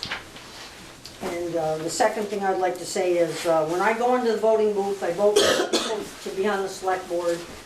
I expect and I know that their best interests of the town are at heart. They spend a lot of time on each and every decision they make, and I fully appreciate that. And I'm for the gas line, but if the board votes the other way, I fully support them. Thank you. Thank you. Go ahead. Is there a sense of how business people in the town feel? And Patty, before you leave, I'd be really interested in, maybe I missed that information about Kevin's. Yeah. Because I do know that he's involved in a lot of the business section in town. I can say he's gonna do net zero homes and- on that land, and some of the people at Autumn Harp have solar now, and he doesn't know what they're gonna do as far as gas. And he's involved still in like Bristol Works, Yeah. Yeah. Bristol Work, he's still co-owner. a main player, is that Yes, right? yes. Is he a Yes. main player? Yeah. So what was that information that Patty was alluding to? Do you have it? She gave it to you No, just now? Kevin has not come to, Any more? Any meeting, such, no. we don't know his opinion. I don't know his opinion, I know. What was that communication? Didn't Patty just give it to somebody? She No, kept, she didn't. she She kept said this up You and heard sent what it we to just herself. heard. Yeah. Yeah. I Oh, would- I know. She just asked I us to could communicate, email I think I have it. Okay, I would be interested in finding out what business people think of this. I mean, he is a mover and shaker in the town of Bristol. And he has been responsible for, I'd say, a lot of business in town. And so I think that's a valuable thing. I mean, maybe he's completely in support of it. Maybe he's completely against it. Maybe he wants more information. Maybe other business people want that. But I think, and I agree with what you're saying in terms of you know, you elect people, but you also expect communication from them. You expect a level of communication and not just a done deal kind of without any explanation. That is what how a town like Bristol works. It's small. Anyway, Okay. I'd be interested if you get a hold of it. You could. Go ahead. Okay, I think we don't do. So just in response to what you were saying, I hear what you're saying about the other towns around us doing this and we need to be on board because that's the way that things should be going. But I would like to argue that and say that I have a 15-year-old son who lives in this town and he is all about moving things forward into the future generations and how they're thinking and how they think. They don't want a gas pipeline, at least the kids that I know. They're thinking let's check out what's available. Like he's looking at solar roads and how cool that would be. And what if we were the town in Vermont that chose to really be forward thinking, really be forward thinking? That would attract people, right? Look at that cool town, Bristol, Vermont. Where's that on the map? They have a solar road. How awesome is that? Let's go and check it out. That brings in tourists. That brings in people who want to move here because we're on the map for really, really thinking to the future. That's the town I want to live in. Yes. Hi, my name's Wendy Wilson. To your point about electing people who you trust, I totally appreciate and trust all of you to make good decisions. And I also trust you to listen to what you heard at town meeting night. There were an awful lot of people expressing a concern. And as a civic servant, it is your duty to have that in the back of your mind as you make decisions about who you're representing. And regardless of how many people walked out or whatever, a lot of people were there expressing a very firm opinion about the direction of our energy future. That is a big part of our energy future, which you've got on the wall over there. Electrification of transportation, of heating systems, and that's how you get to zero energy without a big carbon footprint.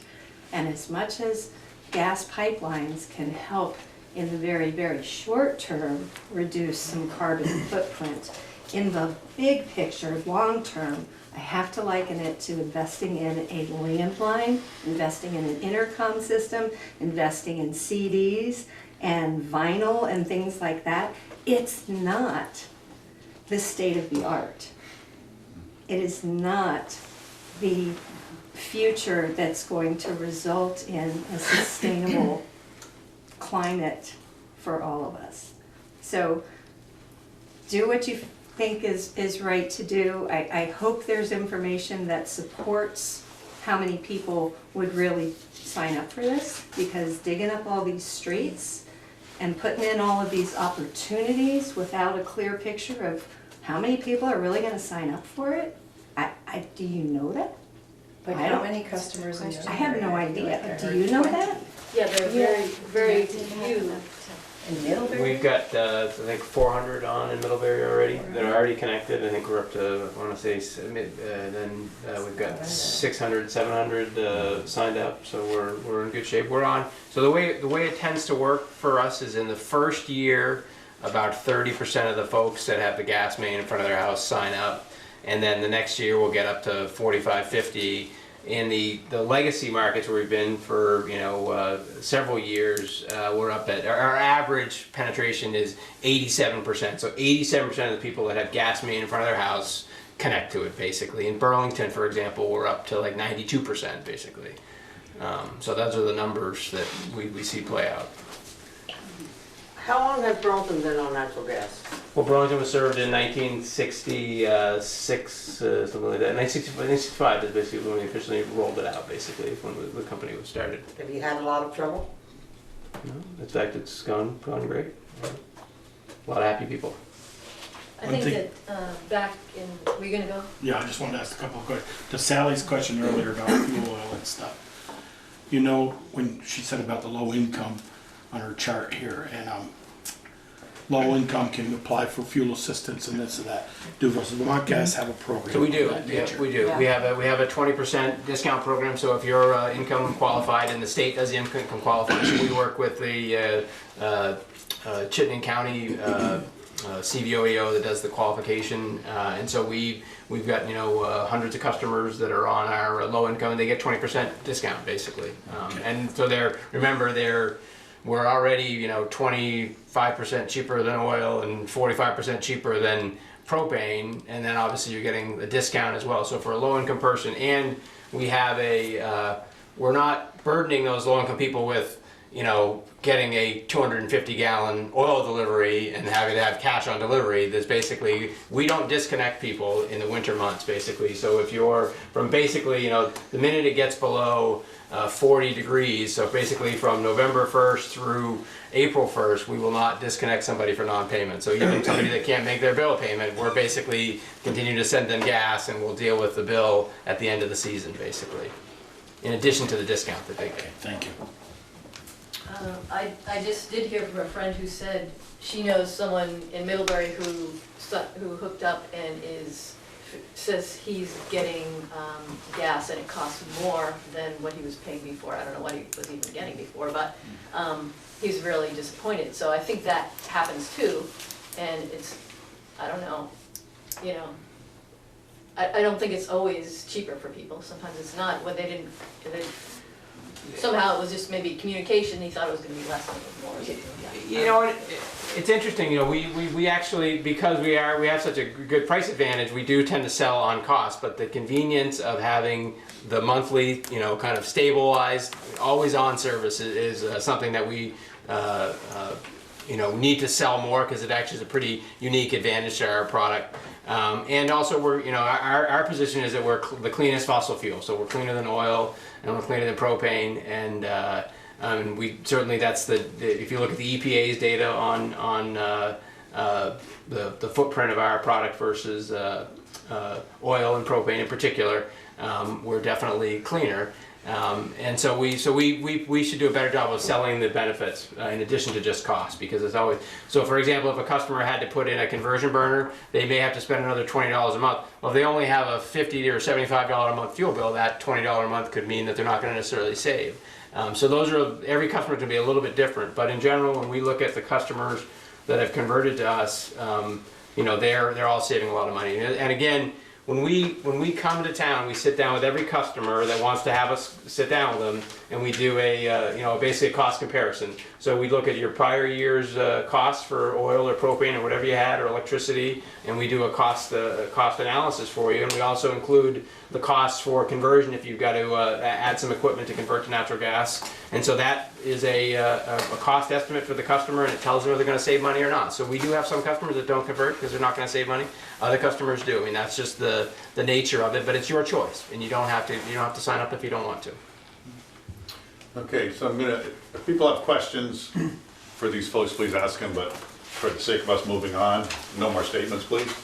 I do have a question. Yeah. So, can you tell me where the gas comes from? Is it from Alberta? Is that correct? We get our gas from what is called the Dawn Hub, which is near Toronto, basically, and so and it comes from the Trans-Canadian Pipeline System, the TCPL. So it flows basically up to Highgate, Vermont, and comes down on our line like that. We do not, when we buy our gas from marketers, essentially, so it's hard to tell exactly kind of where the gas comes from. But in general, the gas, in the old days, a lot of the gas did come from the Western Canada because that's where the fields were. Now, with more supply coming online throughout the shale regions and things like that, it's actually probably coming from closer. So I suspect we're not getting much gas from Alberta anymore, just because that was the old model. Now that there's ample supply coming online from, you know, the Pennsylvanias, Ohio's, New York, places like that,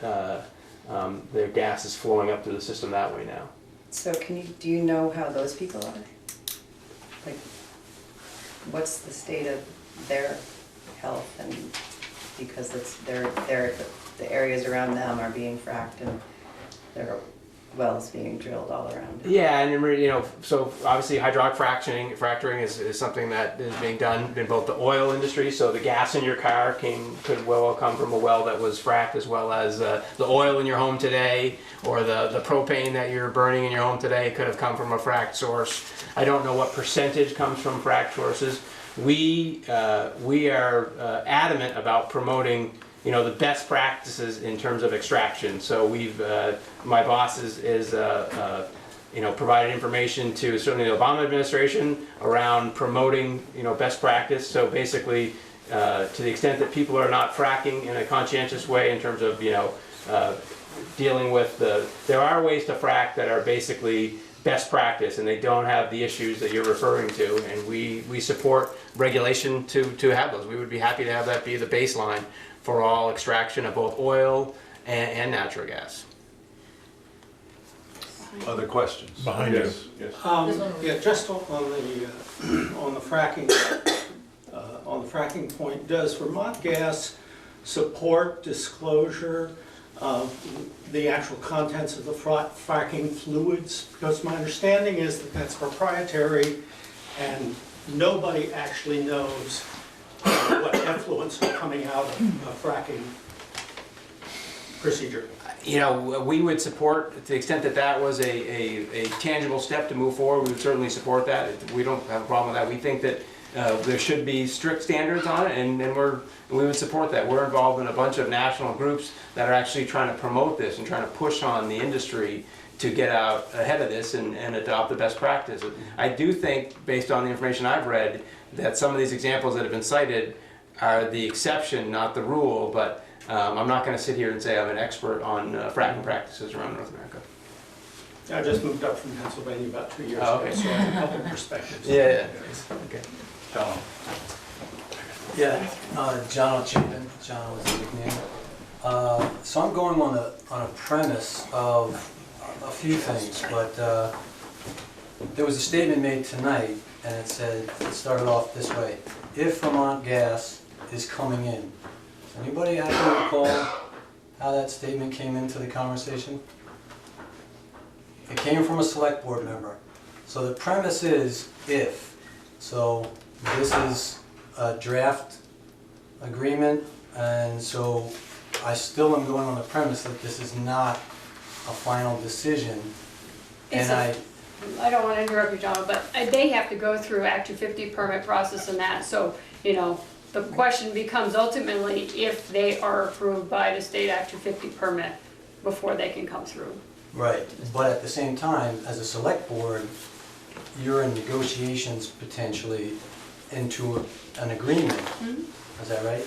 So I'm wondering, because I keep hearing over and over again, we're trying to assess the need, and there's an assumption that the town is interested in having this and that there's a demonstrated need. I'm not very convinced in that. I kind of liken this process to, you know, it's a courtship, then you get engaged, and then at some point, you know, there's this idea of a proposal and a marriage. So what's your question? The town and coming there.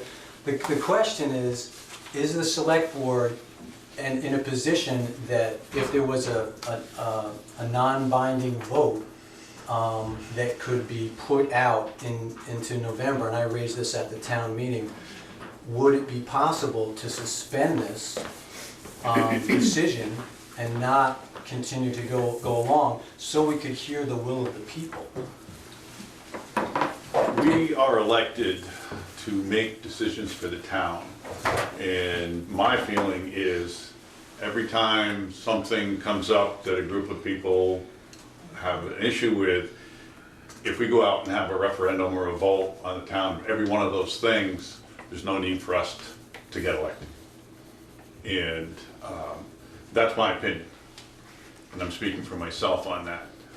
It's gotten to a point, I think it was, well, I won't throw out a name, but one individual said, well, why don't we just have a big forum and let everybody come in and run these things? The thing that I find interesting is two of us are up for election this year, re-election, nobody ran against us. So people want to have a say in the things that they're interested in, but they don't want to deal with the dog issues, because as soon as we're done with this, you're all going to leave. And we've still got several things left to do on here. So that's why we get elected and get our $500 a year. Spend that $15 a year. No, I think you summed it up well, Peter, in that it's a very difficult job. I know there are countless hours well outside of this meeting to review documents and really be thoughtful about it. I'm just wondering if there's a line, not every issue that will come before could be brought to referendum, but there might be one that this has brought up quite a good amount of discussion, and it seems that there's a pretty good sense that there's a lot of opposition, and I think a pretty strongly documented opposition. And what really hits home to me is we are talking about, do we do things kind of as they've always been done, or are we willing to go ahead and take the next step and say, you know, here is the future, as it was pointed out, and it's great that the town does have a coal-fired heat pump. I just think that there would be plenty of people that would probably be interested in moving to a town that didn't have a natural gas distribution line. That, I mean, you can see arguments going both ways. And so I again bring up that question, is it possible that the select board might have the courage to say, maybe we don't really need this, and maybe it's worth taking the time. We're talking about 6 months to go ahead and bring it to a town vote during the November election. I don't see any hardship in that delay. And Vermont Gas has, you know, they've got other things going on. I think it just would be really wise, and then we'd have a chance to go ahead and provide some education. Both sides could go ahead and bring as much information as they wanted to bear on the topic. Can I make 2 comments to that? First of all, Yeah. the opposition people are here that are against it. There may be a few that are for it. I get people stopping me on the street saying, I want it, I'm for it, but they don't show up here to voice their opinions. But all of us have gotten emails or stopped on the street saying, we want it coming in. The other thing you say, this is the future. Well, I've looked at this and to put into my house, and it's not the future. This is a secondary source. You cannot have this to heat your house. Do you have it in your house? I don't, because I have it in my house. talked to And can I them. tell you that we no longer, and it was brought up at some meeting, I think it was brought up by the Vermont Gas people, that it was a secondary and under 30 degrees, it doesn't work. Can I tell you, that is our primary source of heat. We have wood heat backup, and that's what we use primarily 95% of the time before. We have used wood backup probably 2 weeks. 2 weeks out of the winter this year. And we've had some cold days. We use our heat pump. And we don't even have the design of a house that is circular or that allows for the air movement that would really be beneficial for airflow for the heat pump. So I'm telling you, as an experienced person, I didn't believe it. But it is our primary heat source. Well, you're fortunate because they've looked at my house and said, nope. It's a part of the Ours solution. too, It but- may You're not right. be Oh, the it's part of a the piece. solution. It's a part of Okay, the all right. So, let's be- so the point again is that we bring assumptions into the discussion, and it would be valuable to go ahead and try and check our assumptions against, other information that's out there. And we all know that information and technologies are changing at a pretty rapid pace. And we certainly want to take into account climate change and try to, guide in the right direction. In terms of cheap, we don't really want a Walmart down in Main Street, Well, Tom, you're getting. I'm going to get a lot far Yeah, afield. all right, and your 5 minutes is beyond. Okay, thank you, Peter. And, I guess I just want to state, we talked about carbon footprint and this and that. And I think it was Tom who said that with Burlington was 92% hooked up to natural gas. Can you imagine if there was zero natural gas and all the fuel trucks that are delivering and blowing out the black diesel smoke, going house to house to house? And then all the 9,000 gallon tankers that go by my house, 2 or 3 a day, 2 or 3 out. In the cold days, it's 2 a day. Go to Jackman's and load those 20,000 gallon tanks of fuel oil that come from Albany. What the amount of CO would be in the air from those diesel trucks, deliver at 92%. And So let's speak to You- that. Yeah, you're comparing It's oil to. electric. I'm just saying, I and agree. they're just delivering the oil, they're delivering a fuel in a pipe instead of a truck. And to make. If you don't want it, you don't have to take it. all right, okay. And I have That's to say something to this, because to make that fuel, fracking takes thousands upon thousands of truck loads to the well, and there's 40 trillion gallons of water for each well is carried by trucks. And then all these chemicals are carried by more trucks. There are so many trucks that create gas. And the other thing I want to say is, we talk about carbon footprint, but the methane is the big one with natural gas, and that is EPA. Also, I've read the EPA things about methane, how many times more potent it is a greenhouse gas. So when we're talking about natural gas, it isn't about the carbon, because that isn't the big thing with natural gas. It's the methane, which is hugely potent. It's only cleanest at the burn tip. Contamination is so intense with natural gas. All right, I want to thank you, and please don't feel that you're not listened to. I mean, through this whole process, I can say, I have learned an awful lot from what you people have brought to us. So don't feel like you haven't been listened to. And we do, as Michelle said, we're getting it from both sides. It's just the pro people, if you are not coming to these meetings and expressing themselves. But, And this document, it's been over a year back and forth. They've done, Valerie and Michelle and Therese have done an awful lot. This wasn't, oh, this is a done deal. If this was a done deal, it'd have been signed a year ago. We've cut it up and pasted it and split it up. And Took your suggestions and thoughts and concerns that people have had. all right, moving on. Thank you. Thank you. Consider appointment or reappointment of town officers. You and Karen can leave. Thank you. Thank you, Val. Run.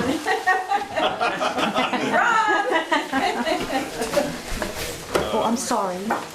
Wendy Wilson, are you the Wendy Wilson that's on the Energy Committee? But not. What? But resigned. Oh, you did? Yeah. Oh, okay. Yeah. Well, good to know. Yeah. Thank you. Yeah, right. It's the hall on the left. So here we go. As people are not leaving, well, they're still, we'll So, oh, actually, I'm in meetings all day. Yeah, no, I actually.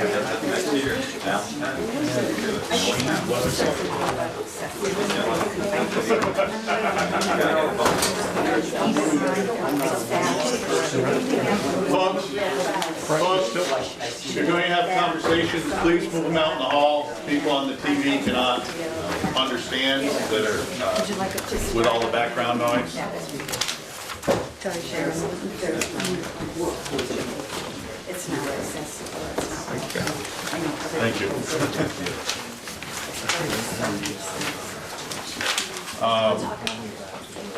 So, one of the things that Valerie and I talked about was the reappointment, and this is my opinion. A lot of times we ask people to come for an interview that are up for reappointment and that kind of thing. And in my 2 years of experience, if they showed up, we kind of asked them questions. If they didn't show up, we reappointed them anyway. And so I'm feeling it's a waste of their time and our time to go through that process, unless we want to ask them some questions, as Valerie pointed out, that would help how can we improve this, or, you know, committee or whatever you happen to be on. But I just, unless it's a new person that we've never seen, I'm not in favor of asking them to come in. Like I said, some don't. But I'm throwing that out there. I couldn't agree more, Peter.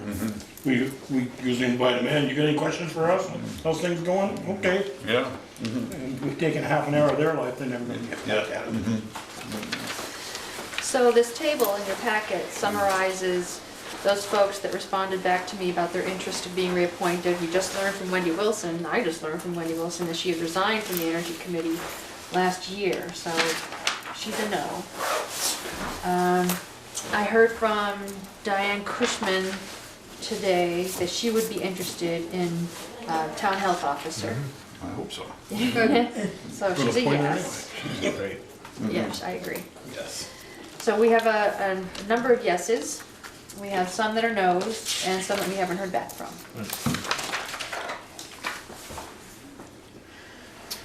And if the select board wants to take some time, and if there are some individuals that you want to specifically meet with before you can make an appointment, then you can defer that to the next meeting, or... I have a question. Is Dan Wormy still in Bristol? Is he I still don't at the think he bank? ever was. But is he still at the bank? He's not at Community National anymore. Different bank. Yep. Okay, but is he? He lives in New Haven. He lives in New Haven, Yeah. yeah. On, Well, I was just wondering if he's Sawyer. close enough to still be on the revolving loan fund. I mean, I assume he was on the revolving loan fund because he was at the bank here.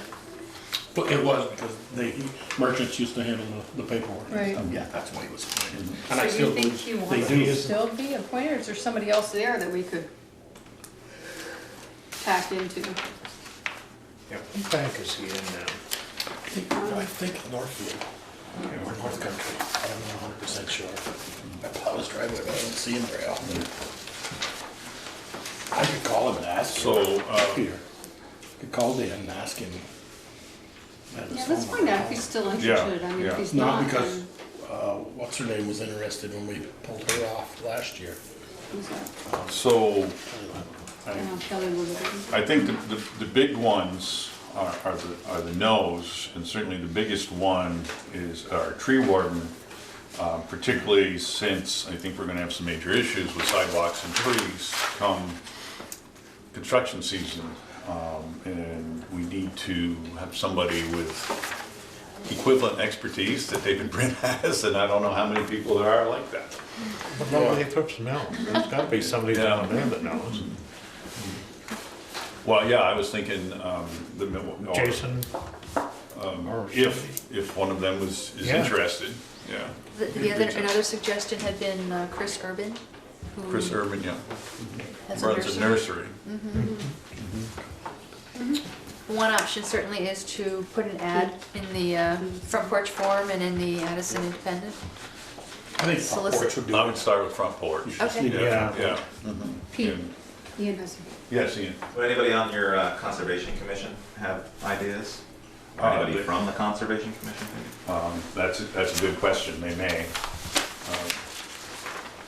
But I think we'll put it on, have it put on front porch, and maybe you could, did somebody mention Chris Urban's name, or did he? He had kind of mentioned it in that his, Well, it came in from someone on the board, I think, but But he he'd also- written a letter. right, he had last left a year. letter. Yeah. Not about this, No, but not with a specifically. different No, idea. that was more of a business Right. Yeah. thing. Right. I see our delinquent tax collector, she just didn't not heard back, or she got elected delinquent tax collector, we haven't heard back from her. Well, she has extenuating Yeah. circumstances. So what's your pleasure? I say we re-elect all those who say yes. And if we haven't heard from them, they're re-elected too. Well, I expect that we'll Let them say no. continue this to at least another meeting and hopefully Yeah. we'll hear back from Okay. other people. Well, can we, the ones that have said yes, can we appoint Yeah, them at this why not? point?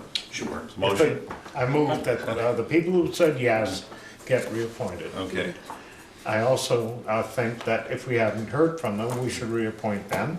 And if they don't want to do it, at least we know. Okay, wait a You know, minute. this is, So, is that all one motion? sure, So those are, unless they've said no, we're going to reappoint them? right. Do I have a second? I'll second that. Discussion? Ian had his hand up. Is anybody on that list, because it's not on the agenda who the people were who replied, from the Bristol Energy Committee, which I am on, so I should know, but it's a bit of a shambles at the moment. It's You're interesting. on? The He's list- not on the list. The list Yeah, is, but He was appointed last He year. was appointed last year. yeah, this For 2 years list is ago, yeah. only 3-year whose list. terms expired. Oh, okay, yes, okay. Got it. And I did not hear back from anybody. There were 4 terms that had expired, and you other have one than Wendy vacant just spot. now, I didn't hear back two from vacant anybody. So now you have 2 vacant spots too Right. that we need to fill. Yeah. At least. The other thing I think we really need to deal with is the zoning board of adjustment. Because with Chris being gone, now we're down 2 people. Right. Oh, he doesn't want to. Yeah, he resigned. Yeah. So Brenda's up there over herself. Well, she's only in the, yeah. Maybe put that on front porch forum that we are looking for zoning board of adjustment And Okay. energy committee. and energy committee. All right, so we still have the zoning board with So, since I need to 3, put this 4, in, 5, so 6, I 7. There's put 7. names in that your town report. So who did said no, so I can just, That's what show you this stuff. Well, Wendy Wilson, Chris Lathrop on the Addison County RPC, I'll give her this. And the ZBA. yeah. Yeah, oh yeah. Where, Valerie, for the Energy Committee, on the website, it has Brendan Gallivan as the chair. Hasn't been the chair for many years. I'm just curious what list you pulled from to ask people. The town report. Oh, okay. And which is different than what's on the website then? Apparently we need to update the website. In more ways than one. Yeah, there's a Maybe- lot of things on there that are. Yeah. Maybe then Ted will pose a motion or to just get an updated list for next meeting. Well, no, this is these are the updated. ones that are Or, okay. up Oh, for okay. reappointment Yes, this year. and they said yes, yeah. Yeah, Well, your motion included ones that didn't come. That have not responded, Responded. yeah. And at least that way, we can find out if they're interested. yeah, they can resign. Okay. Yeah? All right, any more further discussion? Hearing none. All in favor, make sure I get this right, of the people that have said yes or we have not heard back from that are up for reappointment in 2018, we will reappoint. All in favor, say aye. Aye. Opposed? Motion carries. Okay, thank you. Consider select board goals and general schedule for 18-19. So, I like to use the term that Val mentioned earlier tonight about starting a conversation on this topic. I don't expect any final actions on this. In your packets is a draft table with the schedule of the every other Monday dates and key things that I'm aware of that we can expect to see on those particular agendas or at that particular period in time. But this could also be an opportunity to look ahead at what else might be coming down the pipe, what do you want on the agenda, how do we want to prioritize the select board's time? And after tonight, I'm sure we'll think about other things, and there's a lot that I'm not yet familiar with to have put on this list, so, You know, just okay, go ahead. just happy to throw that out. One of the things that we've done for many years, but we didn't do it last year, or even maybe the year before, I don't think Peter and Ted have been, we used to do our annual road trip. I know sometimes, talking to my brother, the road foreman, that's gonna be retiring, said sometimes it was helpful and sometimes it wasn't because there was 6 different conversations going on in the school bus and, you know, but. You men like to talk. Well, I was usually driving first, but taking that aside, there was a lot of projects that he showed us, him and his assistant, that we had some familiarity when people would come up to us. And, you know, I think of a project that we still haven't even acted on, is extending the sidewalk out past Mountain Terrace, or out by Pleasant Hills, out through there and fixing that spot out through there. You know, and there's other things like that. He showed us the slide 4 years ago that got fixed this past year. So, you know, there's stuff we can take off the list and put on the list.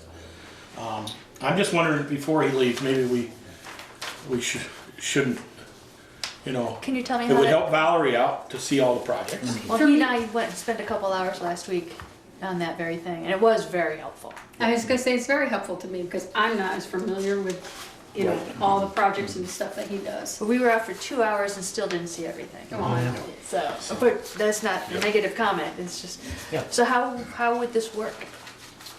Like pick a what, day. a weekend? No, We used to we pick did. like a Thursday Thursday or night, Wednesday afternoon, Thursday start afternoon, at 3 o'clock. And I'd get a school bus from Betcha donated.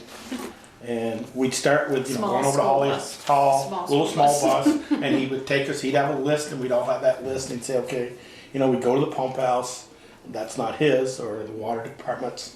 You know, we'd see the improvements and non-improvements in those days we used to see. And I thought it was very helpful. Did the conversations kind of get going on the bus? Yeah, and the new chair can probably do the gavel on the bus just as he can here, you know, and say, let's stick the topic, but I thought they were helpful. Do we have to do them every year? Probably not, but I think with, you know, I'm not saying Ted and Peter are new board members now, but, you know, and they know the town better than, or at least better, as good as I do, and Michelle, some, or the road foreman, but I think it was good to show those projects. And then when somebody says, what are they doing up there in the middle of summer, I'd say, what are they doing on, you know, Upper Meehan Road? We could say, oh yeah, we looked at that, and we're planning on digging that out because it washes out or this or that. And so. How would Thursday, April 5th? Well, I'm just wondering if it might be prudent to, when we hire a new road foreman, to be involved in this same trip. I think it would be very educational. Are we gonna have one on by then? Well, that's the plan. It's a pretty aggressive schedule. The deadline is March 23rd. We're gonna schedule interviews ASAP. But I just think from an educational standpoint, that would be. We can convince Pete to come back if we don't have it all done by then. He's on 2 weeks vacation. Oh, okay. Well. Oh, let's wait till Peter comes back then. I mean, that's a great source of information. Oh, it is, yeah. And he knows he's gonna get tapped many times. Yeah. Yeah, I think that would be helpful for all of us. And another, if we're looking for goals, something that I've been pushing even as long as Michelle's been on the board, to look at, and I get it from both sides, I hear it from both sides, kind of like tonight, is when are we going to look at upgrading Lower Notch Road? Paving it, or at least, you know, we paved it now to a certain. We paved them, you know, we did about a quarter of a mile, you know. There was times I thought our goal was we're gonna try to do a quarter mile a year till we get it all done. And, you know, I've heard a few say, most of the people on that road tell me, when, you know, it's paving it or not paving it isn't slowing traffic down. You don't, and my goal, my thought has always been, you slow traffic down, not with speed bumps or potholes in a dirt road, you slow them down with blue light. And not, thing that we send them up there more, but I think that's a high-traffic road, a lot of cars on that road, a lot of houses on that road, and I think we at least ought to look at a study to say, because we had a counter a few years ago put on Lower Notch Road and by just before Fred Johnson Drive in that area. And it didn't last a day and it got cut. Somebody doesn't want us to know how much traffic is on that road, I think. And I just wonder if we're going to think about doing it, or just say, no, we're not paving it. And we're just gonna let the traffic in the dirt and, Have we ever had, like we just put together for the sidewalks? a traffic study done? No, a 10-year paving plan? I don't think we have. I mean, Pete may have it in his brain or whatever, but it's nothing that's been. something that I would like to see. Yep, If I agree. one exists. You know, and he says it's like it's probably more loose or movable than sidewalks because, you know, road breakdown. Oh, yeah. Like North Street took a beating this year. Well, we talked about it the other night out plowing snow, and he said, well, we're gonna pave from the old village line Yeah. up through to Boston's Corner, Hart's Gravel, where it got done years ago. Yeah. And I said, what about skim coating, you know, some low spots up on North Street? And he says, I think we're gonna have to, you know. Oh, yeah. No doubt. You know, not repave it all, but I think you're right, Peter, if we had some goals to say, you know, like Michelle said earlier in the meeting, Pine Street wanted to get done within 5 years of new water line. That road's breaking up, but the road ain't gonna outlast the water line, that's for sure. Okay. But we wanted to do a traffic study on Lower Notch Road, and we asked the Addison County Regional Planning counters, and they didn't last 24 hours, and they cut them, and then we closed the South Street Bridge, and the board had decided at the time, let's reevaluate this after the bridge is open. Now the bridge has been open a few years, I think it's time to say, you know what, the amount of traffic on that road is 500 cars a day. But I think we need to also look at a cost-benefit analysis. Right. Yeah, I mean, to pave that road, is it going to save us money in maintenance? Pete tells me that it's about $4,000 to grade that road and chloride it. Every time? Every time they pave it and grade it. Yeah. And that's, if they have to have some gravel and chloride it. Chloride is getting very expensive, it's almost like a gallon of milk. Same price, and Okay. Put the farmers under the bus. no, I didn't. So I think, unless you've got others right now, certainly if you've got different goals that have popped into your head since these were put together last year, make sure that they get the valid. Some of these goals we can take off of it. Yes, because they've been accomplished. Yeah. That's always a plus. Yeah.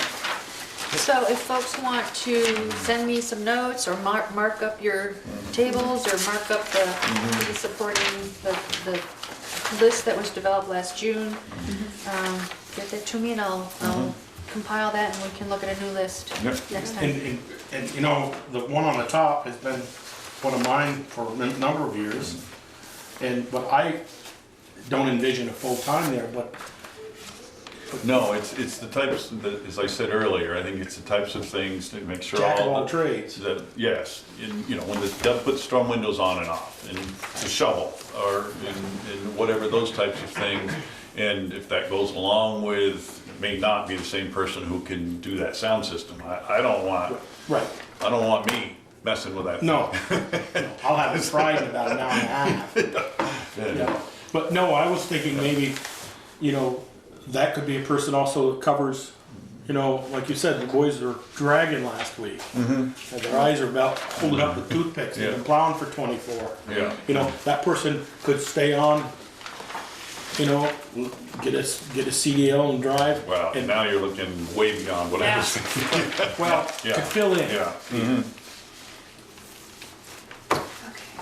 Okay, so we will continue to look at that and make sure that we discuss the Memorial Day meeting or not.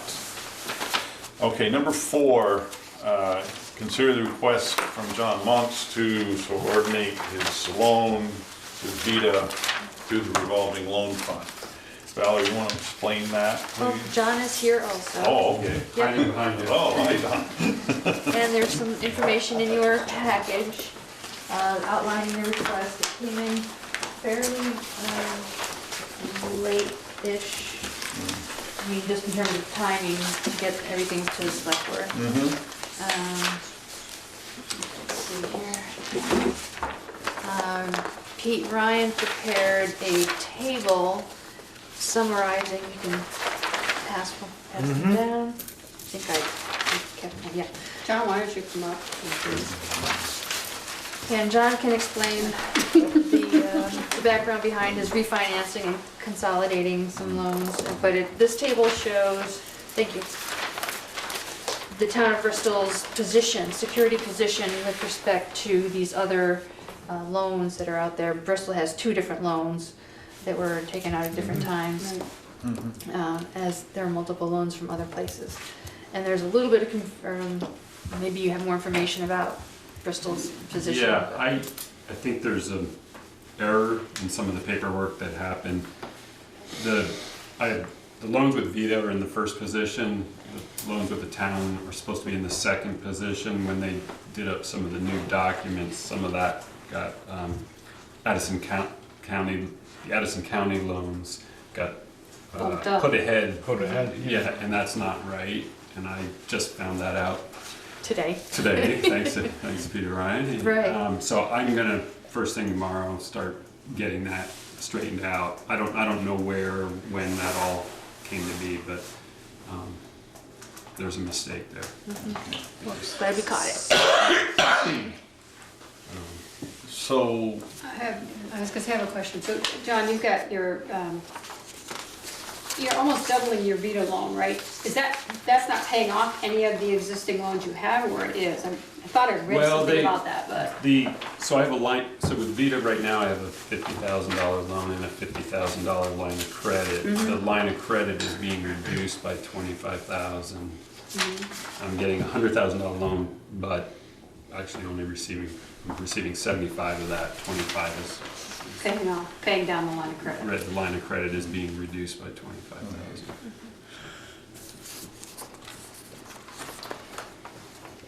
And so, as John said, Peter made this table based upon his interpretation of what those existing loan documents said, even though they didn't necessarily reflect what we understood the intent to be. Yeah. So documents that Vita had just recently prepared, just sent out. Yeah, it was the first I had seen of that. But the town was always in the second position. So Valerie, the revolving loan fund group is meeting on the 22nd? Well, that was the plan on Friday. I learned today that it's actually the 27th. Okay. Yeah. And you need an answer sooner than that? Need and want, you know, Yeah. it would be great, you know, and that, you know, I can understand how you wouldn't want to decide without getting their input, but maybe you could decide that if they say yes, that's... Well, and I've talked about, that was my concern. I don't want to circumvent the revolving loan fund. I was thinking. Because that's not our role. Right. But I would entertain a motion to accept their recommendation ahead of time. I mean, their recommendation would be to allow us to execute the subordination agreement, I'm assuming. Correct. That would be the recommendation to approve the loan. I'll make that motion. I'll second. Discussion? Ted's on the, I'll do it because Ted's on the revolving loan fund. So what is the amount that you're looking to? Basically will net out 75,000 from Vita.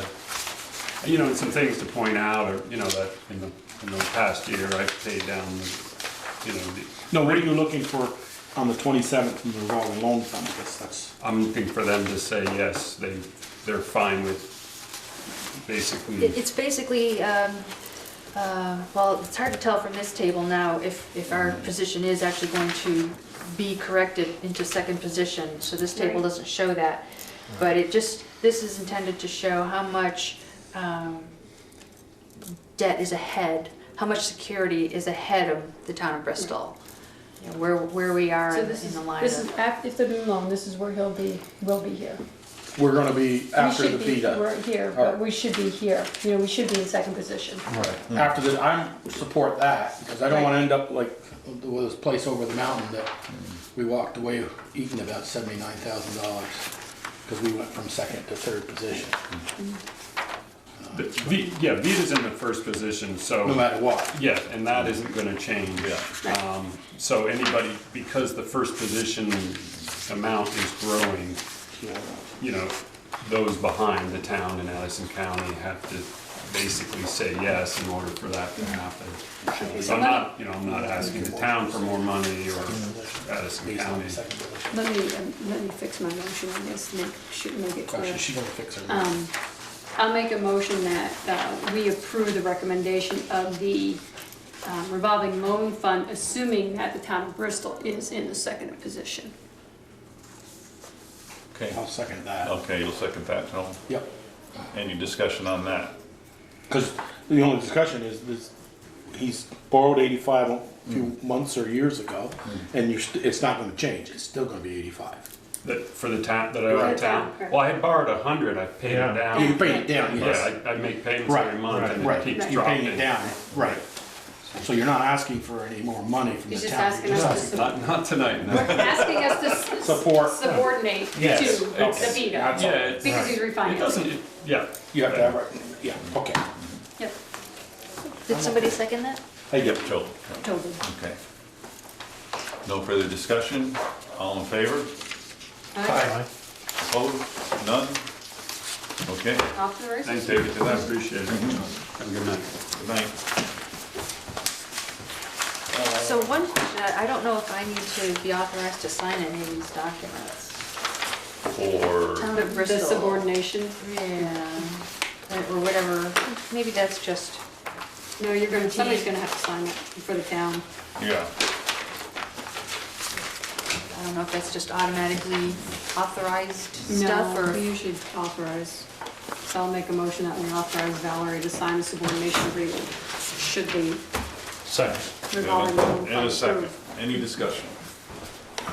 Hearing none. All in favor? Aye. Opposed? Motion carries. Consider approval of Awakening Sanctuary Tax Exemption and Good Neighbor Agreement. You all have a copy of that. So moved reluctantly. Yes. I have a question about that. So let's get a second. We got a I'm motion. sorry. Yeah, second. Second, talk about I it. second it, and then we can have a Yeah, I'll discussion. second it. Okay. Motion to second, discussion.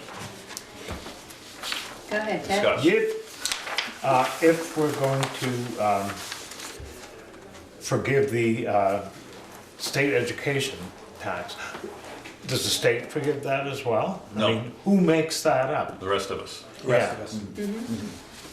That's cute.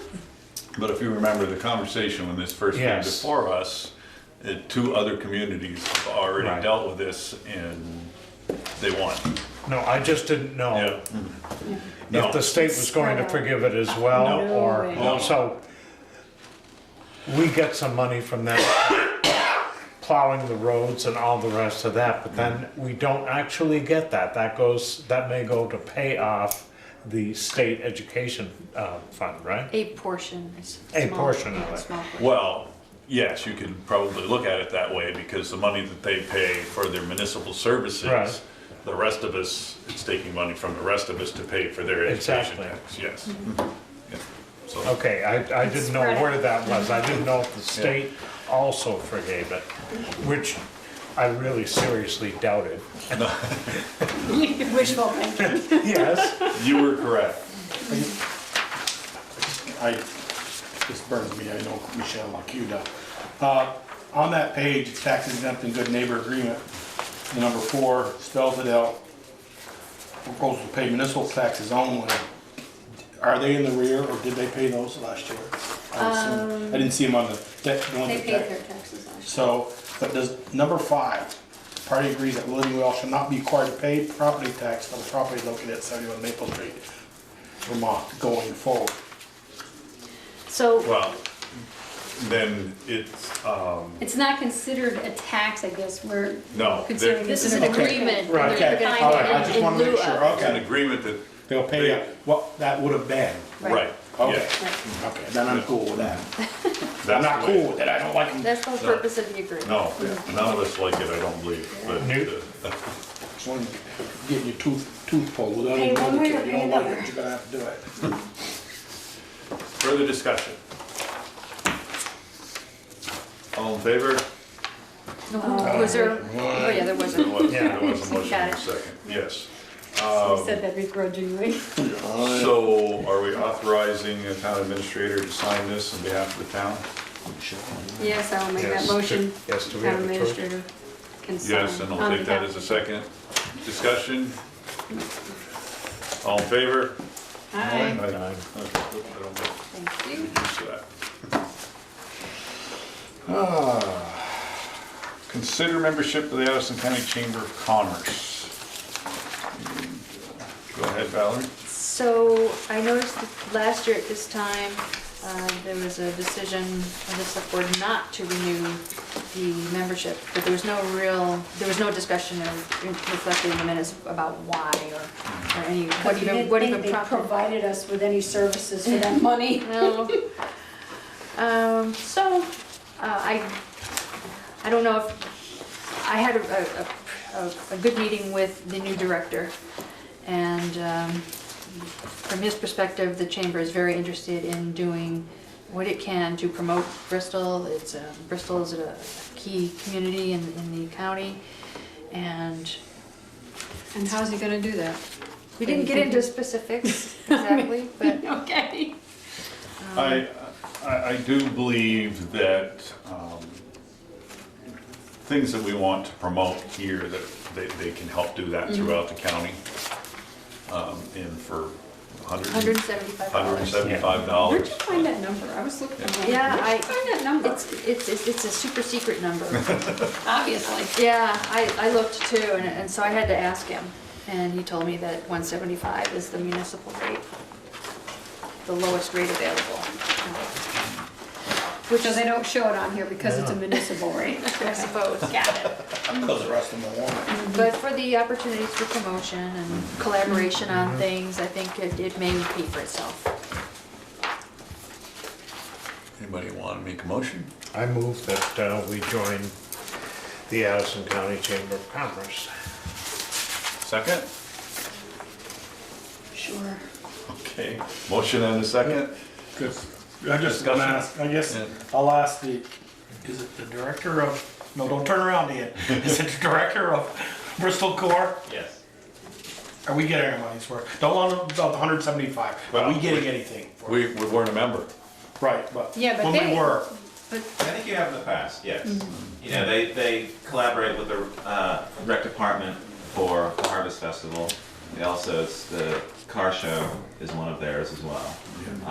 And I think Rob's, I met with him too, you know, talking about Bristol Core and our involvement, but I think he has good directions, and they have intention to hire an events person, which is what I think they were lacking before. So I think he has some good vision for the future. And I think if the town doesn't, or feels they don't, like Michelle, you have obviously opinions about that, then I think he's more than open to talk about that, and like, if you have ideas of how you want the town promoted or what you think should be done, I think he'd be all ears. okay.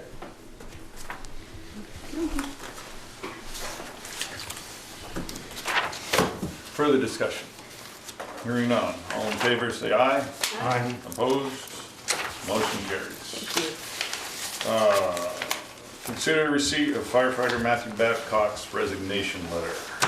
Make a motion, we accept Matt's resignation letter with regret and wish him well. And he was a good firefighter, and I'd see him go, but wish him well. A second. Motion is second. Discussion? All in favor? Aye. Opposed? Accepted.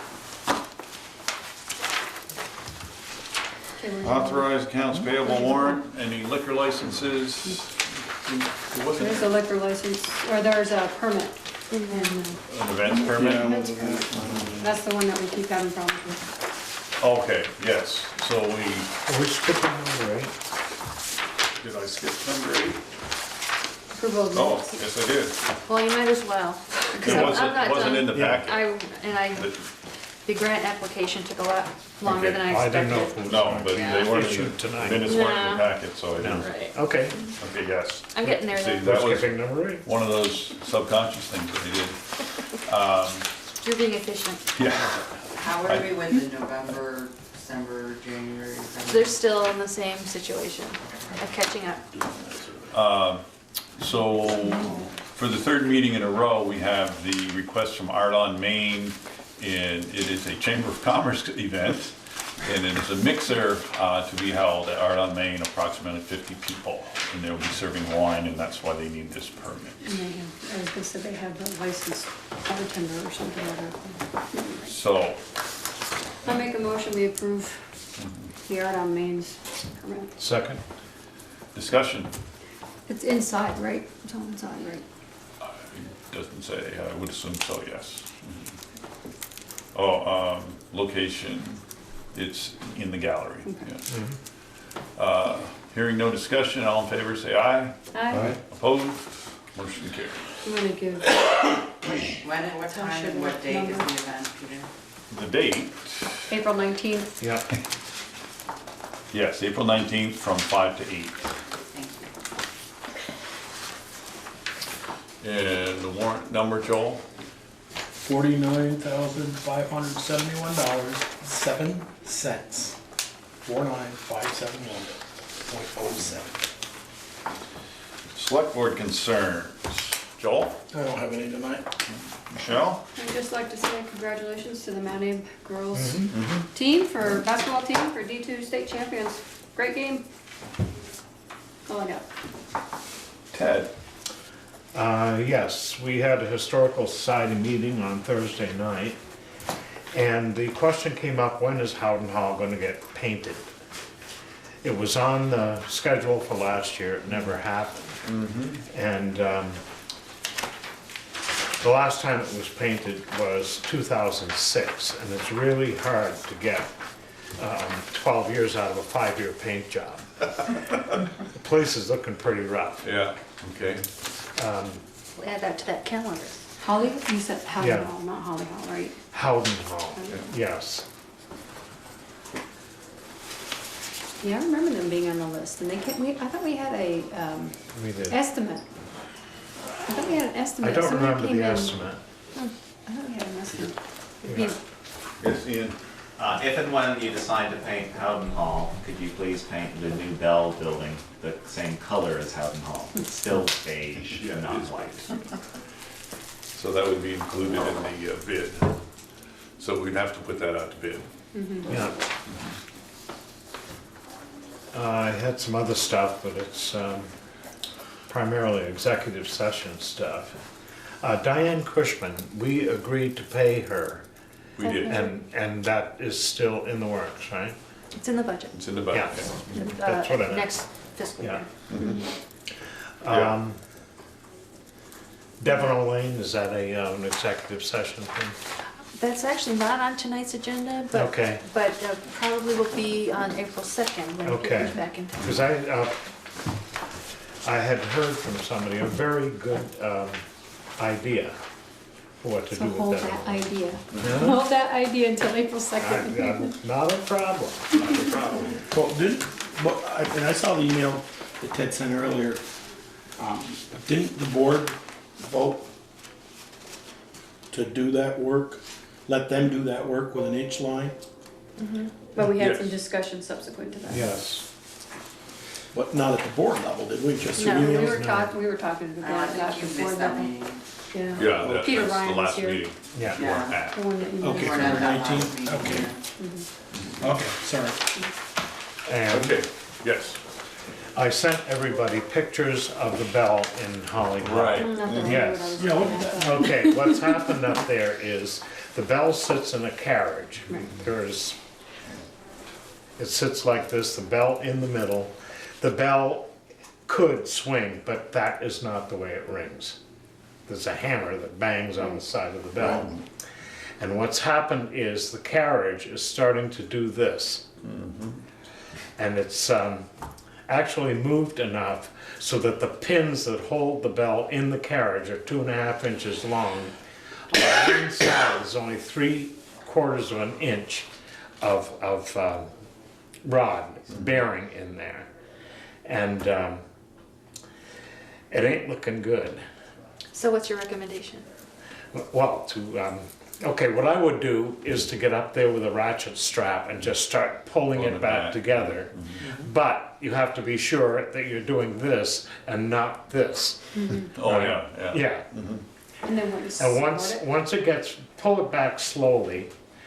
And since nobody really sees that bell, I was wondering about just using ready rod to hold the thing, to keep it from pulling away again. On one side, the pin goes all the way through the carriage.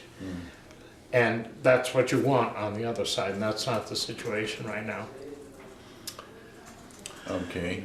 So, Is there someone? it needs to be addressed, huh? Is there someone who specializes in such things? I know somebody who could do it. I think I do too.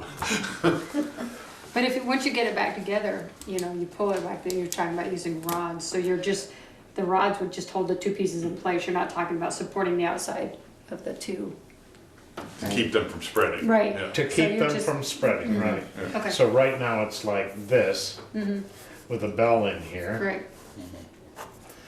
And the ready rod would go across On on both sides. each side, like that. So that you could tighten it up Right. and brace it, and so that wouldn't happen again. And that won't prevent the Presumably. bell from being wrong. The bell does not swing. And No, but they these, ring it right now. the ready rods with a would bar. not touch the bell. Okay. Do you have a cost estimate for what this might include? So do you think, I get what you're saying, if one side doesn't come, the other one does? I know last time we had that, we picked that bell up, I know. and it was about 92 when I put that floor, Yeah, I put right. I didn't know whether, Well, if we take the weight it off. wasn't, you didn't put the floor in, it was No. some roofer. Right, no, but I was the contractor who did the railing, and Oh, they okay. they hired him through me to do that. Murphy's did that. Yeah, no, it wasn't Murphy. Well, it was Anyway, doesn't matter, attorney, but anyway, so, I didn't know whether that might, if you can't get it to pick it up and loosen it out of the cradle and then bring those two things you're talking about. But I think you're right, the stretcher strap will probably work. Well, the strap, you've got to use the straps just in order to get it back to where it's secure. And then holding it there is what the ready rod would do. Right, I agree. so do we want to direct Valerie to hire somebody to fix that? Yeah. Yeah, but I was gonna say, how much is it gonna cost and where's the Well, money coming see, from? Do we have money in the Well, there's the fund? building. You know what? Building money to maintenance, deliver it. it needs to be done, we can't have that Well, no, bell I coming don't down. Yeah, you want to see a big cost, wait until the bell falls out. And I don't know if this is the kind of thing that would need to go out to bid, or if it's. Well, Let me figure out. it depends on the cost. Yeah, let me figure something out. Okay. All right, we'll let you two work at that. Great. Anything else?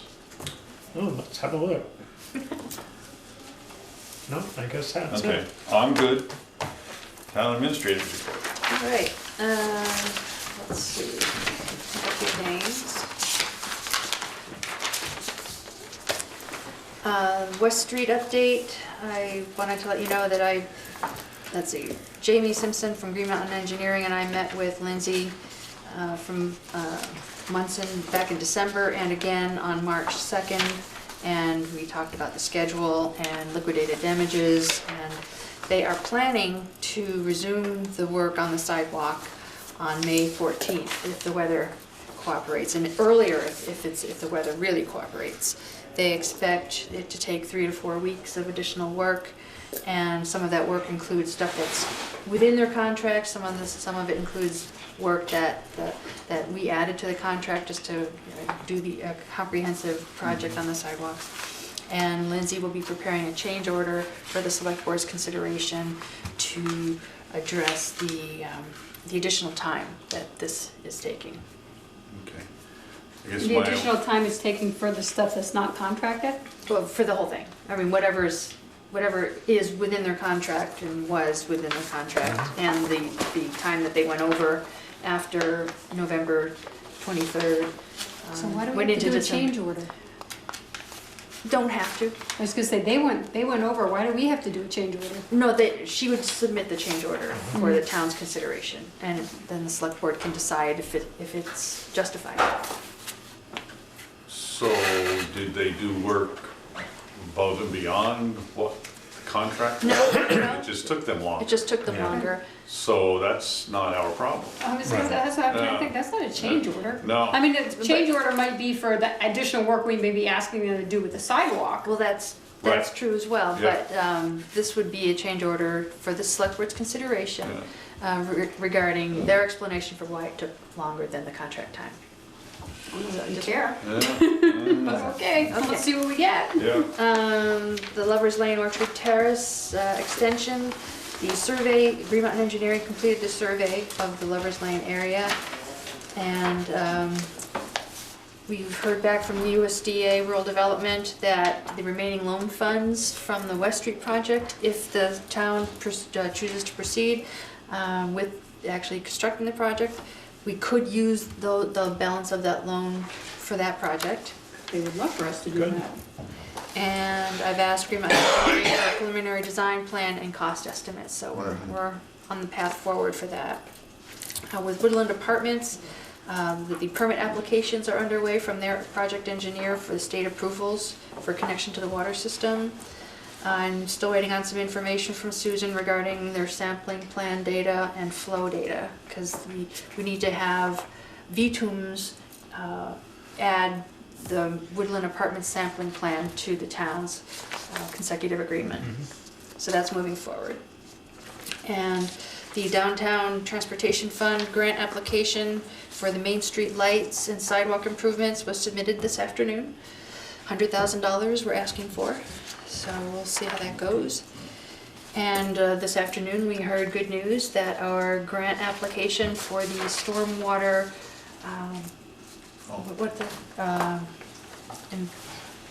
ERP, I forget what ERP stands for, Environmental Restoration Program Yes. grant, got approved, $24,000. Okay, so that's for the one here The in West Street. stormwater plan. Yeah. Yep. Yep. And then I'm curious, I sent select board members a link on Friday or some point with a link to the documents. Did it work? Yeah. Yes. Oh. It was not in order, however. Yeah, but, I mean, I don't know how you put it up there, but I'm not sure how it goes in order, but the documents were there. Yes. You know, so Is that that you could look helpful? at them. Is this something you? Yeah, I mean, it's helpful. If it was for in me. order, it would have been a lot more Can't sort? helpful. I didn't really look to sort it, I just looked to see what was there, and I mean, I knew what Yeah, I it could wasn't- reference by what you mentioned here to look to go, but yeah, Right. that, it was not in order. No. It was like this, and then this, and this, and Yeah, this. and I don't know if maybe if you name them like 1, 2, 3, Well, I did 4. do Right. that. Right. So that's But it strange. wasn't at the beginning though, was it? Yes. Yeah. Yeah. so Did I don't anybody know. else try to print it? I didn't try to print it, No. no, I didn't. I could had not already- get it to print in 8.5 by 11. Oh. It came out very, very small. No. So the best way to look at it was on the screen and blow it up. No, see, I opened it, but didn't even try, because I already had it already, so I didn't bother, but, yeah, I could see it. Oh yeah, that was good. We go paperless, that's great. Yeah. This is what I got. Got it. I think the Historic Preservation Conference is Yeah. coming up on June 8th. It would behoove us to get some information out to the public. Whether they read it or not, we can't make them do that, but it's just, it's going to bring a lot of people in Bristol, and I think it's just to get some information on Front Porch or something to let them know that it's coming. Speaking of that, Ted, do you There you know go if for the the membership right there out of the county chamber. Their first order of business. Put it on the membership, right? perfect idea.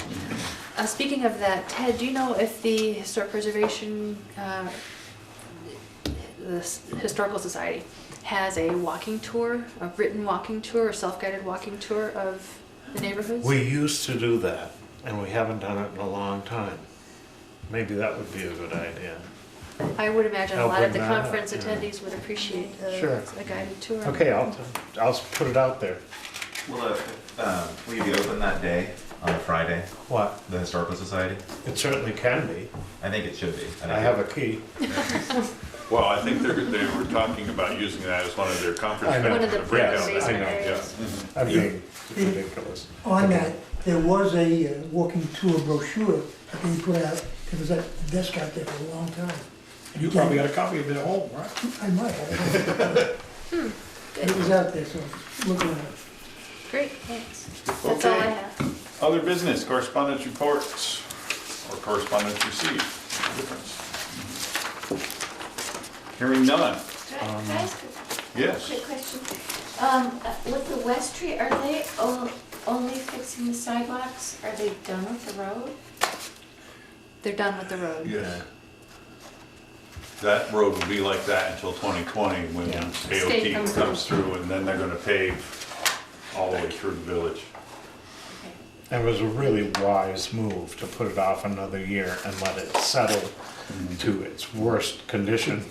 No, And then make it nice. to her question and what Ted is just saying, I think we could at least say that the crosscuts and those things are not to even the standard they cut them before they cut them. You know, they were smoother because there was nothing cut. So I think that we had at a minimum, they should have to, You know, fill one by the creamy stand. You know they're going to settle. Yeah. Yeah. Well, that's part of the discussion with Munson people. So Val, can I ask a question This about is something we need to do. the Bristol Rec No. survey? Are you gonna work with Brian and them to try and get either Survey Monkey or Well, something? actually, last week I signed up for Survey Monkey, and I found that the form can be adapted to Survey Monkey, No. so I started to do We don't that need a last week. resolution or anything like that. If you, We have a dog now, we don't have a place to store a monkey. Or at least make people who support this Thank you. know that they can. well, I mean, if you want to bring it up, I just briefly looked at that email today. So is that the one where this August is, organization? Muscular Dystrophy Month, and they would like everybody to put up green lights in support of muscular dystrophy. Can Holly Hall's lamps be greened?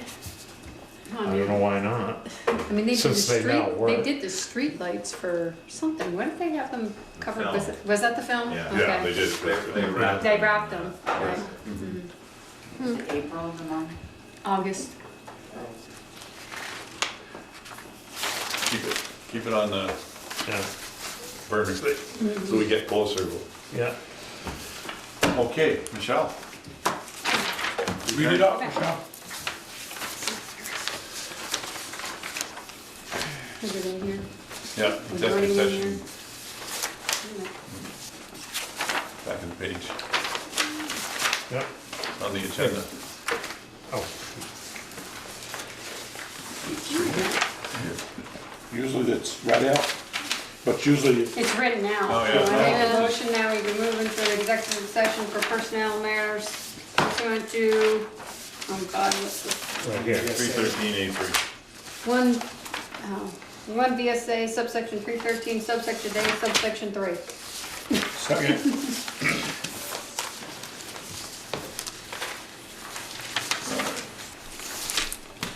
Any more discussion? Pete? All in favor? Aye. We are in executive session.